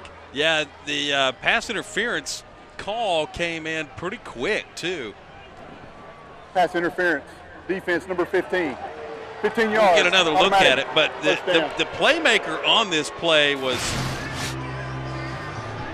the defensive front. Cam Curry got back in there. Correction. Number 14. Number 14. And what specifically are we saying that he did there, Cecil Powell? Is he tugging on the jersey there on the run back? Maybe if we take one more look at it. So the 4th down conversion, it's 1st and 10 for Coastal at the 26-yard line of Troy's. Big conversion there. Vasco. This time to Graves, and he was swallowed by Devin Lafayette, the transfer from Northern Illinois. 4th on the team in tackles, 4 of those for losses, and that was a big tackle for a loss there. Yeah, this defense is amped up. I think they're a little angry they didn't get off the field on that last play. But the pressure, that's something that when Coastal's been driving the football, Troy's not been bringing the pressure up front. They brought the pressure that time and forced Vasco into a real weird situation where he, like you mentioned, just had to heave the football managed to get a 15-yard penalty out of the deal. A pump fake, far side, looking for one of his tight ends, and it's incomplete. Yancey on the coverage. His 4th pass breakup of the year. He had 2 of those last week. And Vasco was looking for Kendall Carr on that pass. Yeah, watch Dimaj here come across like one of the dudes playing on Sunday. Gets his hand up, knocks that ball down. Just elite awareness of the football there on that play. Dimaj Yancey. 3rd and long. Vasco has time. To the end zone. Touchdown. Coastal Carolina. That was Jamison Tucker. There is a flag on the play back at the 35-yard line. We'll see if this touchdown will stand. I think you're going to have a hold here on this Coastal offensive line. That will be a backbreaker for the Chanticleers. Offense, number 58. 10-yard penalty. Replay 3rd down. So Troy's been playing bully ball on Thomas Johnson there at the center. Had big guys in, Cam Curry, Jamel Filsamy. That's actually 98 there. Is that Filsamy bringing the pressure there, getting held? They found a weakness, if you will, on this offensive front. And not necessarily in that Johnson is weak. They just found pressure points where they've been able to get through.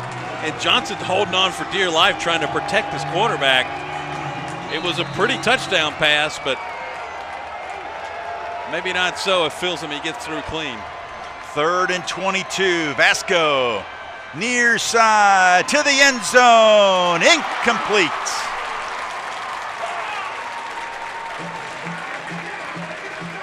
L.J. Green on that coverage.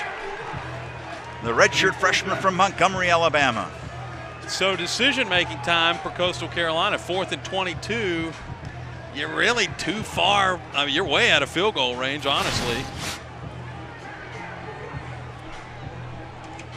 Mega was the intended receiver, and I thought it was close to being a touchdown. Just a great play by L.J. Green. Yeah, able to get his hands up. He saw, he wasn't even turned around looking at the quarterback. He saw that receiver's eyes. 4th and 22. Vasco rolling to the end zone. Caught. Touchdown. Coastal Carolina. That's Tucker. Jamison Tucker. He got one taken away earlier on the drive. This time he makes the catch. No flag during the play. There looks like there will be a flag, a dead ball. Could be a penalty on Tucker for celebration. Yeah, I think so. He got him spiked that ball and shared some political thoughts maybe on his way out of the end zone. He's got to wait a couple years before he can do that. He can't spike in college. You got to wait till you play on Sunday. Hey, let me tell you something, though. If any defense in the country, 4th and 22, you got to be able to defend that. Yeah, oh yeah. You got to be able to make a stop there. Is a touchdown. After the play, unsportsmanlike conduct, offense number 8. That penalty will be assessed on the kickoff, 15 yards. That is number 8, first unsportsmanlike conduct for the game. So Tucker did not have a catch in the first half, but he has been a go-to for Vasco here in the second half. Look at this catch. In traffic. Boy, we've got some talented receivers on display here today. I mean, that was a great catch, a remarkable catch. Had dudes everywhere wearing Cardinal jerseys and able to pull that one down. And he's changed the dynamic again for his team within 11 points. Going into the fourth quarter, you've kind of gotten outplayed here today, but Coastal's hanging around. Going to try to come back and make this thing tight in the fourth quarter. We've had an offensive explosion here today, folks. 35-24. And here's these impact players that we talked about in the open. And both have come on strong, especially Tucker here in the third quarter. He's got all 4 of these catches for all of those 87 yards here in this quarter. Of course, Ross had that circus catch in the first half for a touchdown. Yeah, and a lot of Tucker's yardage came on that play just now, 38 yards for the touchdown. For Ross, the reason his stat lines aren't maybe as impressive as you think they would be is that he gets double teamed. Oh, yeah. The entire ball game. And on the touchdown pass that he caught earlier in the game, he really had to make a remarkable catch to get that. And so the fact that he's got numbers like this, a touchdown on the board, 32 yards receiving, kind of speaks to the elevation of his play. And Tucker there, I mean, that's why we pointed him out at the beginning of this ball game. That was an incredible touchdown pass on 4th and 22. That one's going to keep some people up at night, especially if Troy doesn't win this ball game today. Ross will return it from the 13. Has room near side. Still on his feet, up to the 45-yard line, and a solid return of 32 yards for Devontae Ross, and that gives that offense great field position. That was Xavier McIntyre on the tackle, the true freshman. And so everybody on that Coastal sideline right now, proud of that Tucker touchdown, but also you got to point out to the young man, hey, look, the 15-yard penalty, it doesn't matter what Troy's saying to you on the field. There's probably some chirping going on. Matter of fact, I know there is because that's a football game. You got to calm down, though, and not get a penalty like that. Because here's Troy at the 44-yard line going in, and they're in business out of the gate. The toss to Green, around end, the first down inside the 45. And Green, terrific first play on this drive. Tobias Fletcher on the tackle. He had 7 tackles last week from the strong safety position. He's going to be close to that, if not more, this week. And the penalty hurts even more because your defense really has no answer for Troy's run game right now. Troy's had some explosive runs in this ball game. They're pushing the 300-yard mark at 288 right now.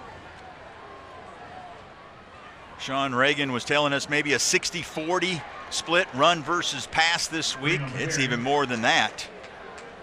And it really has been almost like a comforting blanket over Matthew Caldwell. Just got to be comforting knowing your run game is being so successful and taking some of the pressure off of Matthew Caldwell's right arm. Well, it's almost could be essentially a 60-40 split exactly here momentarily. Troy's at 450, pushing 500 yards of offense in this game, and 300 of that on the ground. Here's Green again, close to another first down. Gerald Green on the carry. That was Gordon. Zamarian Gordon, transfer from USC, redshirt junior out of Houston, Texas. At this juncture in the game, though, I don't go to the air for any reason unless I absolutely have to, or some sort of short pass out into the flats. I run this heavy formation that Troy's got right now and just hand the football off. The toss to Green, and on a 3rd down and 1, Coastal comes up with a big tackle for a loss. Huge play by the Chanticleers on defense, and that's Ransaw along with Gideon. Well, and I think you got to go for it here, and that's what the offense is going to do. Kind of in no man's land. You got Renfro, who's got a career long of 49. This would be a 56-yard attempt. Going to push it to the 4th quarter. Yes. As we have played 3 quarters, we've got 15 minutes left. It's been extremely entertaining. 59 points combined. Troy has 35 of those. When we come back, it'll be Trojan football.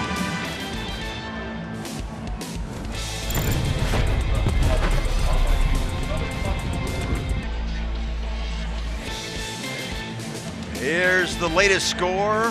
Vasco to Tucker. Man, we've had some acrobatic catches here today. That may be the best one of the day right there. The Devontae Ross catch in the first half, pretty impressive, but Tucker, my man, just going up in traffic and pulling that ball down for the Chanticleers.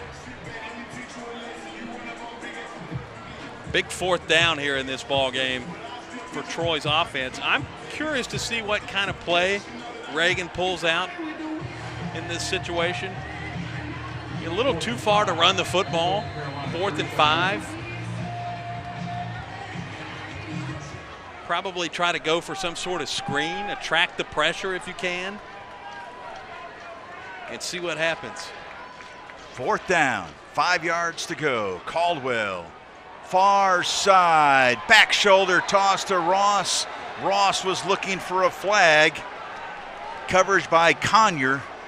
No flag on the field and a turnover on downs. Rare that you get Ross in one-on-one coverage like that, but just not able to turn around and get the football. Maybe the case could be made for a flag there too on that play, but it didn't come out, and you got it. So what, now what? You've heard that phrase before. Got to keep moving, man. So. All right, what are you looking for, Ben, here in the 4th quarter? Well, if I'm Coastal, I try to challenge the secondary again. Troy's going to bring a little bit of pressure, but they've defensively played not to lose at times in this game, and I challenge them with the deep ball if I'm Coastal's offense. Tim Beck, the head coach, calling plays here for the first time this year for Coastal after they let go of their offensive coordinator, Travis Trickett, after the last game. Brennan Jackson makes the tackle there. Beck was an offensive coordinator and quarterback coach at Nebraska, Ohio State, Texas, and most recently NC State. Yeah, he's seen a few things, huh? Yes. 2nd and 10. Vasco, far side, Tucker, out of bounds. 1st down, Coastal. My question for guys who have worked a ton of places like that, do you buy or rent? You know, you're borderline real estate tycoon at that point. And people in my industry move around too, and you know, in television we stay on the move, and so it's always curious, man. That's tough. That's a lot of work moving. 1st and 10 at the 48-yard line. Vasco, he's got Tucker in motion, and a run up the middle to Washington. There is a flag on the play as Washington takes it into Troy territory. You're going to have a procedure penalty on Coastal there. Illegal formation, offense. 5 men in the backfield, 5-yard penalty, replay the down. Cutts made the stop. You know, and Parker was telling us he can't help but be paranoid on how it will look differently and how Beck will attack his Trojans this week. He said you can't chase ghosts. They went back to what he did at NC State, and you can see some of that already in this Coastal offense before even the move to let go of Trickett. 1st and 15 now for Vasco. Redshirt sophomore out of Chesapeake, Virginia. This time it is Graves in motion, and he will flip it to Graves. He's got room on that far side. He spins his way inside the 45, tackled by Poe, and he's going to be just shy of a 1st down. He had to get to the 42. He got knocked out of bounds by Poe at the 43. Well, what a great play call, too, and Beck able to see that Troy's giving him that toss there, that option pitch, and just a really nicely drawn-up play. And glad he didn't get hurt there at the end of that play, too. So 2nd and short, 2nd and 1 for Vasco. Empty backfield. He's got 3 receivers there to the top of your screen, and Vasco going solo.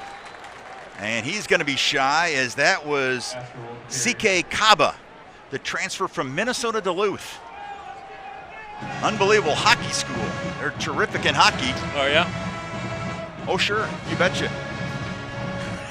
Up there. Lake Superior. Not a lot of hockey played down in my neck of the woods. No, not down here in southeast Alabama. I'm trying to think, closest team, Columbus River Dragons. Okay, there you Georgia. go. Yeah. There you go. 3rd down and 1.5 yards. It's going to be Vasco again. And showing some of that strength. Vasco was hit and dropped by Kaba again. And looks like where they're going to mark it shy of the 1st down. Yeah, just shy, maybe a football and a half from that 1st down. Coastal on 4th down this year, 45%, 11th in the Sun Belt. Troy is 5th in the Sun Belt on 4th down, stopping the opponents. And I think it's going to be enough for a first down for Vasco. That's a Philadelphia tush push right there. Yep, using that 6'3", 220-pound frame. And Vasco's got himself a first down, and it will move the chains. Yeah, great job. Great power formation. Vasco takes the snap. He just follows the center. Thomas Johnson. Boy, great angle by our crew, huh? Yeah, very nice work there, guys.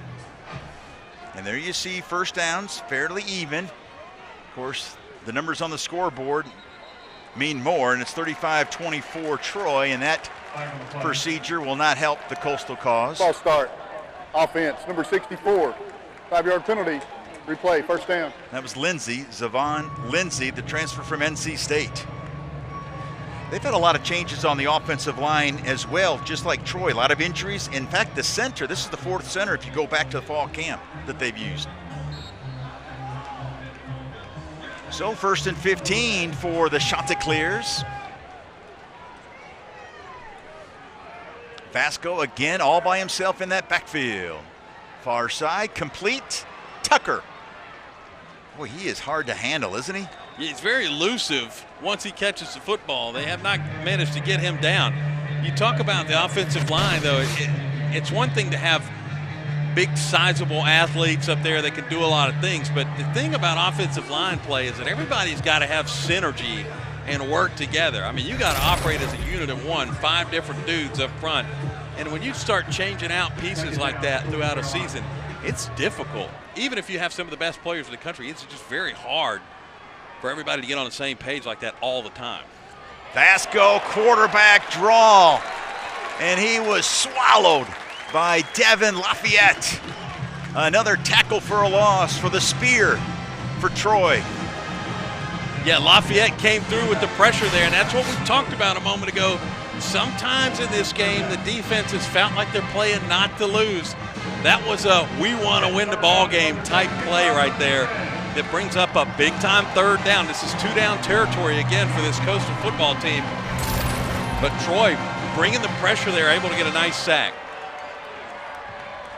3rd down and 7. Vasco, pump fake. Will he look for the big chunk? He's being pressured, and he'll throw it to the near side, and he was looking for Tucker, and it's incomplete. That was Lafayette on the coverage. Oh, the pressure by Lafayette. Coming up from that spear position we just were talking about, Devin Lafayette. Yeah, able to get back there and make some noise, get Vasco on the run.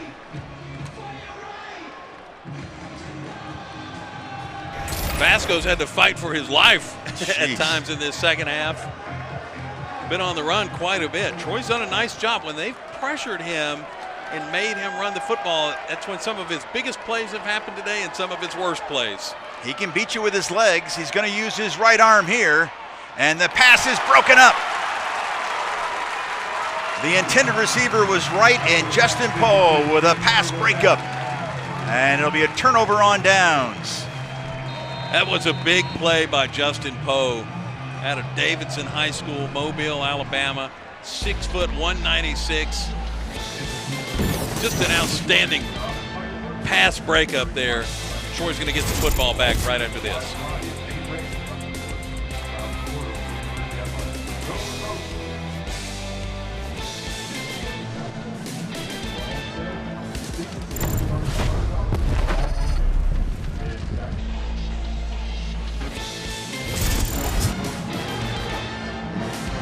(35-24), Troy leading with 9:21 left. Troy now with the football. Your goal at this point is to sit on it. Burn as much clock as possible. Taylor across the 40 up to the 42. You know, we talked with the coaches about the headset to the quarterback. And, of course, they were talking more about dropping nuggets to players in between series. But Reagan has the mic, right, with the quarterback Caldwell.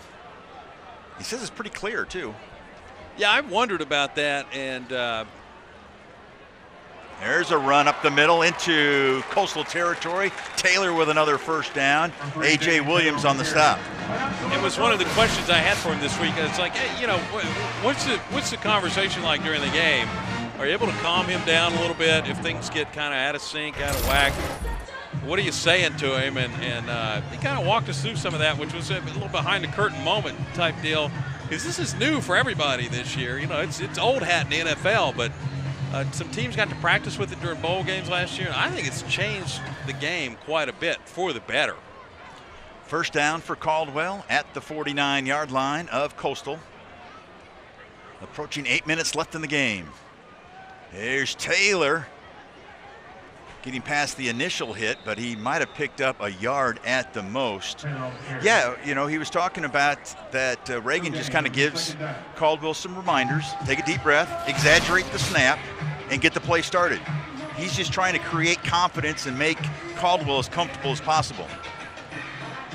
Gideon on that stop, I beg your pardon, that was Trey Brown on that tackle for Coastal. Well, and I think it's changed the game too a little bit. I don't see many teams, and there may be out there, but that are just running this lightning no-huddle pace anymore too. I think they got time to talk it over without having to throw a bunch of signals out, and that's changed things up for a lot of teams. Here's Caldwell inside the 45, down to the 44-yard line. And Caldwell, who has a touchdown running the ball already today. A.J. Williams, the transfer from Wake Forest, on the stop. Very active free safety for Coastal.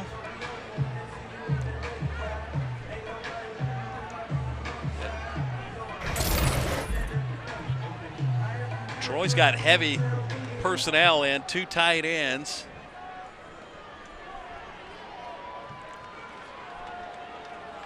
Probably just going to keep it on the ground. And they do, and look at that extra effort by Taylor. And with that extra effort, keeping his balance, I think he's going to be able to move the chains. Yes, it'll be a first down for Troy at the 38-yard line. Big time first down for this Troy offense because you got the ball with over 9 minutes to play here in this fourth quarter, and that was one of the big things was on this drive. You're trying to sit on the football, trying to run this play clock down. You're going to get it under 5 minutes here just after they snap the football. Taylor, we talked about it earlier, 11th in the country. Once he gets hit, he still averages 4.5 yards.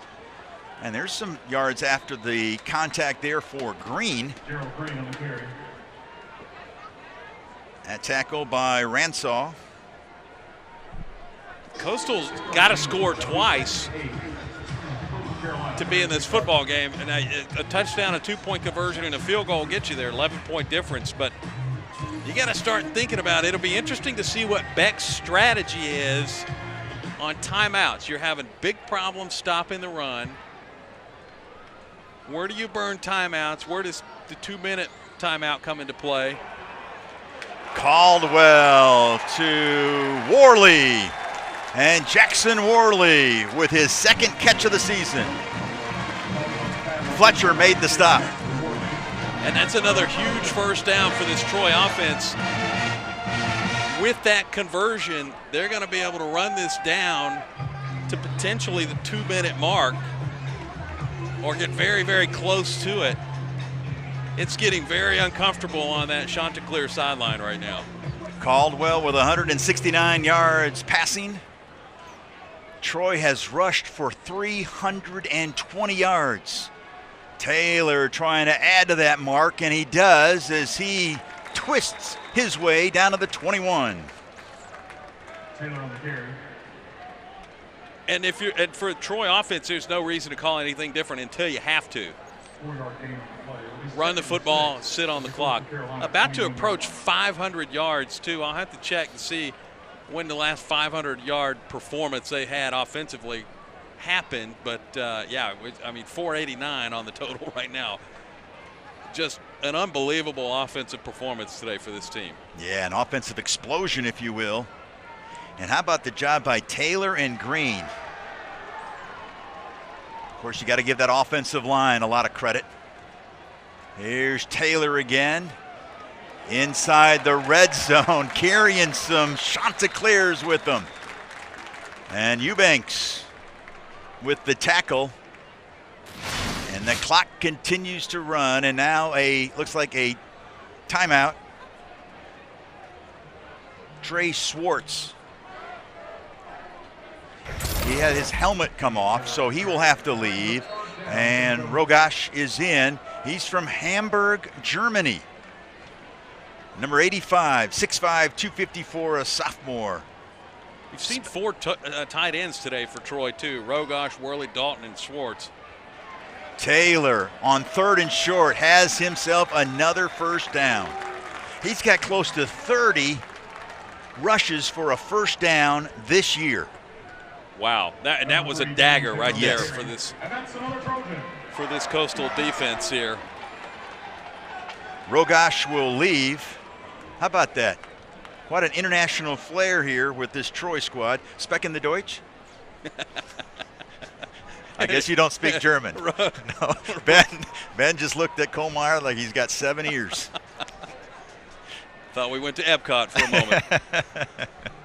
Taylor got hit behind the line of scrimmage. Nice job by Coastal's Shane Bruce. He's been everywhere here today.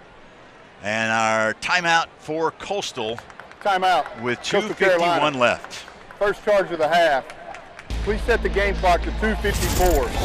2:54, please. Troy trying to milk the clock. 2:51 left. Thank you.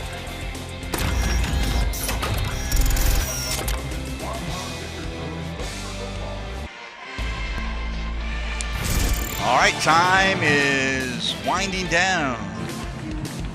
Coastal's got an uphill climb with under 3 minutes left. 35-24, and Taylor and Green both over 100 yards. So that's the first time since 2018 against Georgia State that 2 Trojans have topped the 100-yard mark in a single game. Back in 18, B.J. Smith had 143 yards, and the quarterback, Caleb Barker, had 111. Adam Prendergast with another nifty nugget for us on the broadcast. Well, if you hate timeouts, Yes. buckle up, friends. Yep. Timeout. Coastal You're gonna Carolina. Hey, let's talk about what Coach Parker was telling him. And I was like, how are you able to handle Timeout. It's got to Coastal be Carolina. difficult It's to their keep the second team charge still timeout. fighting like they were in the 30 second half. seconds They in were length. the whole game last week Please against set the Arkansas game State. clock Some to really cool 2:50. stuff, He too. really as did. a result He of said that. he's got 250, some nice please. calls from not only James Franklin from Penn State, but also Marcus Thank you. Freeman, his former boss there at Notre Dame. Yeah. And they weren't like coddling him at all. They were shooting straight. Yeah. Got real with them. Well, and that's what you appreciate. I mean, it doesn't matter what you do. If you pave highways, if you run the garbage truck or whatever, an honest critique of your work is a good thing from people that you respect, too. And so James Franklin, I mean, very few coaches in the country are better than him at what they do. And you know, of course, at Notre Dame, too. And so Jared Parker knows a lot of really great guys in this business. And it's good that he's hearing from them this season because it's been a tough year. Yeah.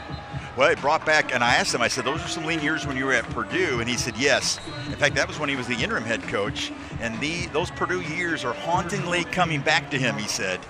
But obviously, boy, they have responded in fine fashion here today against a good Coastal Carolina team. Caldwell, a little tunnel screen was set up for Ross on 3rd down. It was knocked down, and the clock stops. So, with 2:46 left, Coastal has a pulse. I don't love the play call there. I'm going to be honest. I probably would have kept it on the ground. You've run the ball so well up the middle. Probably would have tried to do that again. And if you get it, great. If you don't, kick a field goal, but at least keep the clock moving. You could have gotten this thing down to about 2 minutes or very, very close. Clev Lubin, who has that great inside move, used that and knocked the ball down. And here's Scott Taylor Renfro from 36 yards. And he cashes in again. Scott Taylor Renfro, the hometown hero. He is so solid, isn't he? He was 19 of 24 in field goals last year, came in 82% career field goal kicker. That's 22nd among all active kickers. So what you get there from kicking that field goal is a 14-point lead. You've got Coastal in a spot where they've got to score 2 touchdowns now. There's no other way out of it. So as opposed to, you know, they could have potentially scored a touchdown on a possession, and then, you know, if a miracle happens, onside kick, something of that nature, you could set up for a long field goal to try to tie things up. But Troy, you got to be feeling really good about where you're at right now. But 2 minutes and 42 seconds to go. Seen some weird things happen in much shorter time down the stretch. But you're talking about Jared Parker, though, and just the tenures he's had as a head coach. Interim at Purdue for a little while, didn't win a game. Only has the 1 win here so far. And I mean, he's had to build this program back from the ground up. Lost everybody. You know, and so can exercise a lot of demons today with a big victory over Coastal Carolina.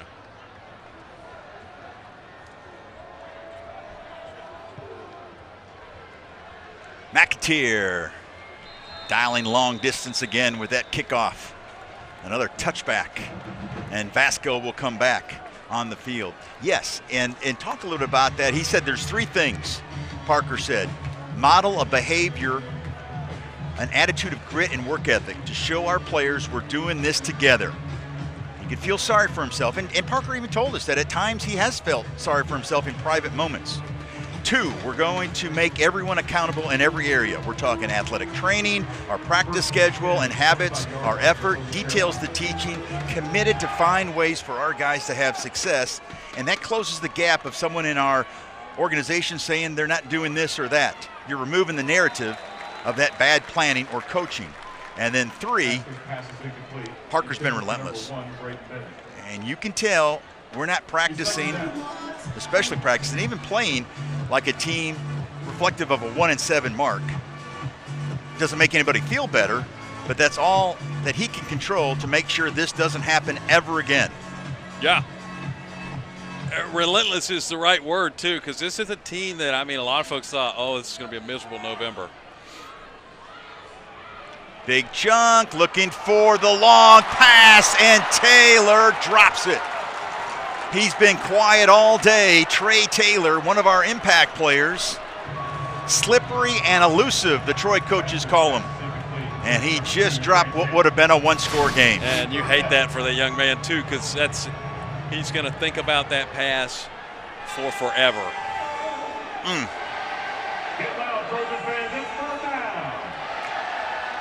And just the ability not to be able to hang on to that football.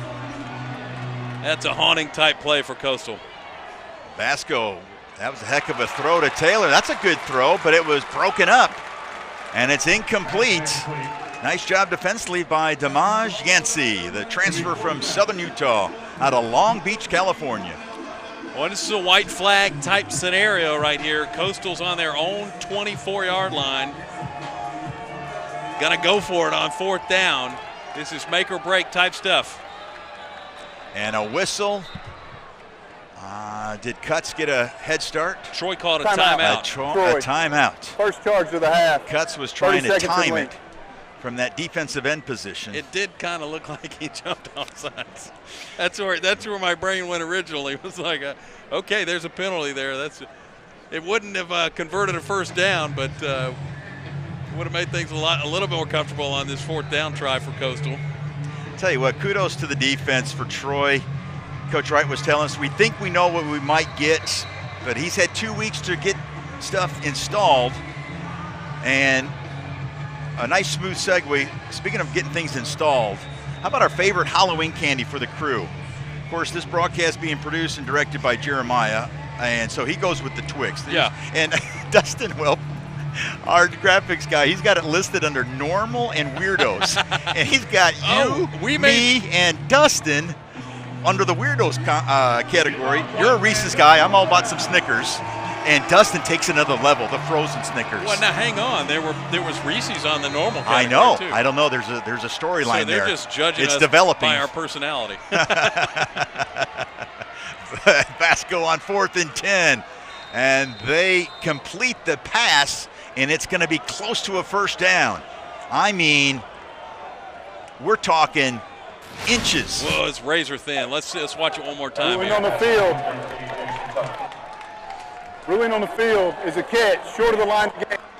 Ball goes over, first down. No, let's take one more look at it. Did his feet come off the ground as he was going out of bounds?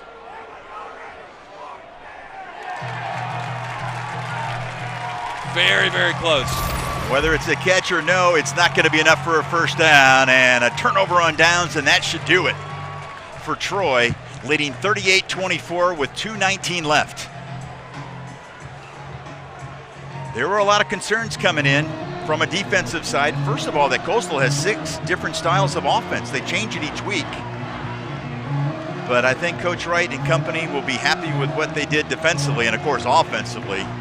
The running game, my goodness gracious.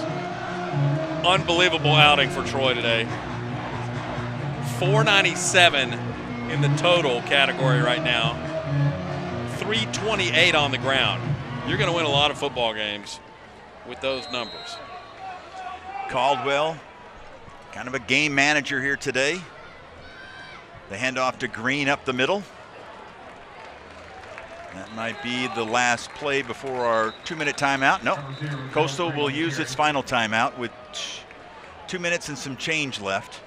You know, and occasionally Timeout. there's some folks out Coastal there that get Carolina. offended when you use Third the and term final game timeout. manager. 30 seconds and leave. But Caldwell Please set the game clock to 2:12. has really 2-1-2, come into his please. own in this game and last week as well. He's made Thank the you. plays that needed to be made. He's managed to get outside and throw the ball away when that's needed to happen too. He's really played mistake-free football today. You had the turnover on the kick return. Yep. The fumble by Ross. Block punt. Okay, and so then also the block punt, and that's led to 2 Coastal touchdowns. Otherwise, this game's 38-10 right now. Right. You know, as opposed to 24. So what are you working on this week? Well, I mean, if you're Troy, everything went remarkably well today, but special teams is the only reason that this is not an absolute blowout right now. Well, Caldwell this year with 8 games with a passing touchdown, or in his career 8 games, and it's now 4 this year.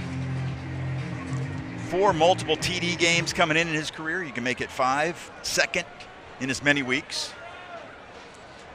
And so this will be a handoff to Green. And that tackle by Anakwuro. And we will have our 2-minute timeout. And still mourning. 2-minute Our timeout. thoughts and prayers go out to a guy that the head coach from USF men's basketball who had a Troy connection. Yeah, Ben Fletcher going to step in for one of his mentors there, Amir Abdur-Rahim, as the interim head coach down the stretch. Ben Fletcher, a Troy Trojan that many folks know here as a player for many years, and he was an assistant coach here for a long time under Don Maestri. Going to step in and honor his coach who passed away this week, Amir Abdur-Rahim, the South Florida men's basketball coach.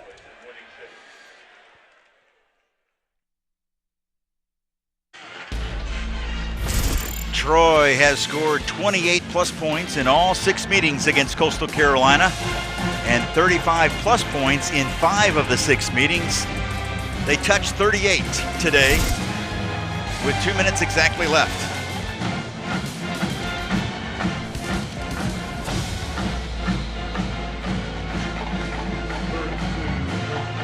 Third and 2 for the down and distance. Hand the ball off, keep it safe, burn some clock. Green bounces it outside, and boy, a nice job to prevent the first down by Courtney Eubanks. Obviously that would have been the final dagger, getting the first down, but the clock continues to run, and Coastal has no more timeouts. You keep it interesting here because you can run it all the way down to about 1:10. And I think you go for it on 4th down. Looks like that's what they're going to do. Try to keep the football. Worst case scenario, you turn the ball over on downs on the 28-yard line. And you tell Coastal they need 2 touchdowns, 72-yard drive with a minute to go. You know, I mean, seems pretty straight up to me. Yeah, absolutely. How about Scott Taylor Renfro coming in for a field goal attempt? Troy. And Troy Second calls charge the to the half. timeout with 30 about seconds in the 13 lead. left. And Scott Taylor Renfro will be coming out to attempt a field goal. And there's a good shot of Coach Parker. Of course, I asked him with Halloween, what's his go-to? We just saw about our whole crew, our favorite Halloween candy. He's a Kit Kat guy. Okay. Now, does that qualify as weirdo or normal? With him being the head coach, Normal. normal. I'll lean toward normal every day of the week. There's a lot of checks. Yes. There's a lot of checks get signed by him around here. Here's what's coming up for Coastal. They got App State next week on ESPN, then at Marshall, and then they finish with Georgia Southern at home, and then they'll head to Atlanta to take on Georgia State. That's tough sledding on a conference schedule. No doubt. Georgia Southern playing great football right now. And for the Troy Trojans, at Georgia Southern in a couple weeks from today, then at Louisiana, and then, Ben, you and I will be back here in Troy for that regular season finale against the Golden Eagles from Southern Miss. Yeah, it's going to be interesting to see Southern Miss making a coaching change. Where does that program go? They've had a tough year. Yep, no more Will Hall. 4 years for former Troy athletic director Jeremy McLean. So no field goal attempt. They'll just keep it on the ground to try to salt it away with Damian Taylor, and that is going to be a fitting way to wrap it up. A Taylor first down run again. I thought it was a long field goal attempt. That's why I was pretty adamant about running the football, but that's a deal sealer right there, getting that first down. So Troy's going to come out in victory formation. Let me tell you, Will Colmar, there's a lot of people around the country that didn't see this coming today. How about Taylor, 190 yards. So he is zeroing in on 600 yards. No, check that. 700 yards on the season. He had a big game. That whole running game was just terrific. Starting 6 different offensive line units in the first 8 games, third most in the country. And that will do it. The clock will continue to run, and Troy gets its first Sun Belt Conference win. And that's got to be, there's a lot of happiness for Coach Parker and a lot of relief, I would imagine, as well. A huge weight lifted off of his shoulders today with that victory. Big time win for this Troy football program. And the game was never close, really. Troy led the way for most of the second half, and just it got a little uncomfortable on the big lead, but yeah, I mean, it's a great victory for this Troy football program. Junior Lewis Saint will track down Coach Parker and get his thoughts on this victory, a homecoming victory, a happy homecoming for Troy as they win it 38-24 to improve to 2-7 on the year, 1-4 in Sun Belt Conference play. Coastal Carolina falls to 4-4 on the season, 1-4 in Sun Belt play. Let's set it down to Junior. He's got a happy head coach. Oh, I beg your pardon. Not quite ready yet. Junior's navigating his way. That momentum being carried from last week, and you guys were able to pull out this victory here. Yeah, it's an incredible feeling. This has been long and hard for everybody here, and I'm just so happy for our staff and players, and couldn't be more pleased with the effort they gave a homecoming crowd, a great crowd tonight. And offensively, Coach, that 1-2 punch with Damian and Green, Coach, you guys were able to pull up 300-plus yard rush. And what a job by those two backs to play every play the way they did, and that offensive line and that tight end group to do what they did. And Roman Mothershed and our perimeter blockers, I just thought top to bottom our offense blocked their tails off tonight. And with the way the season's been going, Coach, how were you able to keep the team together and not quit and being able to pull that first conference win? Fight, scratch, claw, stay up late at night, scream, cuss, do it all together to keep this staff with us and love on them hard, and they've stuck with us. Thank you, Coach. Thank you. Appreciate it. All right, thank you, Junior. Thank you, Coach Parker, and congrats to Jared Parker and company with a very convincing homecoming victory here today. And with that, we'll put a bow on our coverage from the vet. So for Ben Stanfield, for Junior Lewis Saint, and our outstanding crew led by our producer, director, Jeremiah Paris, and of course, not to be forgotten of Gavin Baxley. Great job spotting for me today. I'm Will Kohlmeyer saying so long from Troy. Once again, our final score, the Trojans explode for 38, and they knock off the Chanticleers by 2 touchdowns. This has been a presentation of ESPN, the worldwide leader in sports. We thank you for watching, and enjoy the rest of your weekend, folks.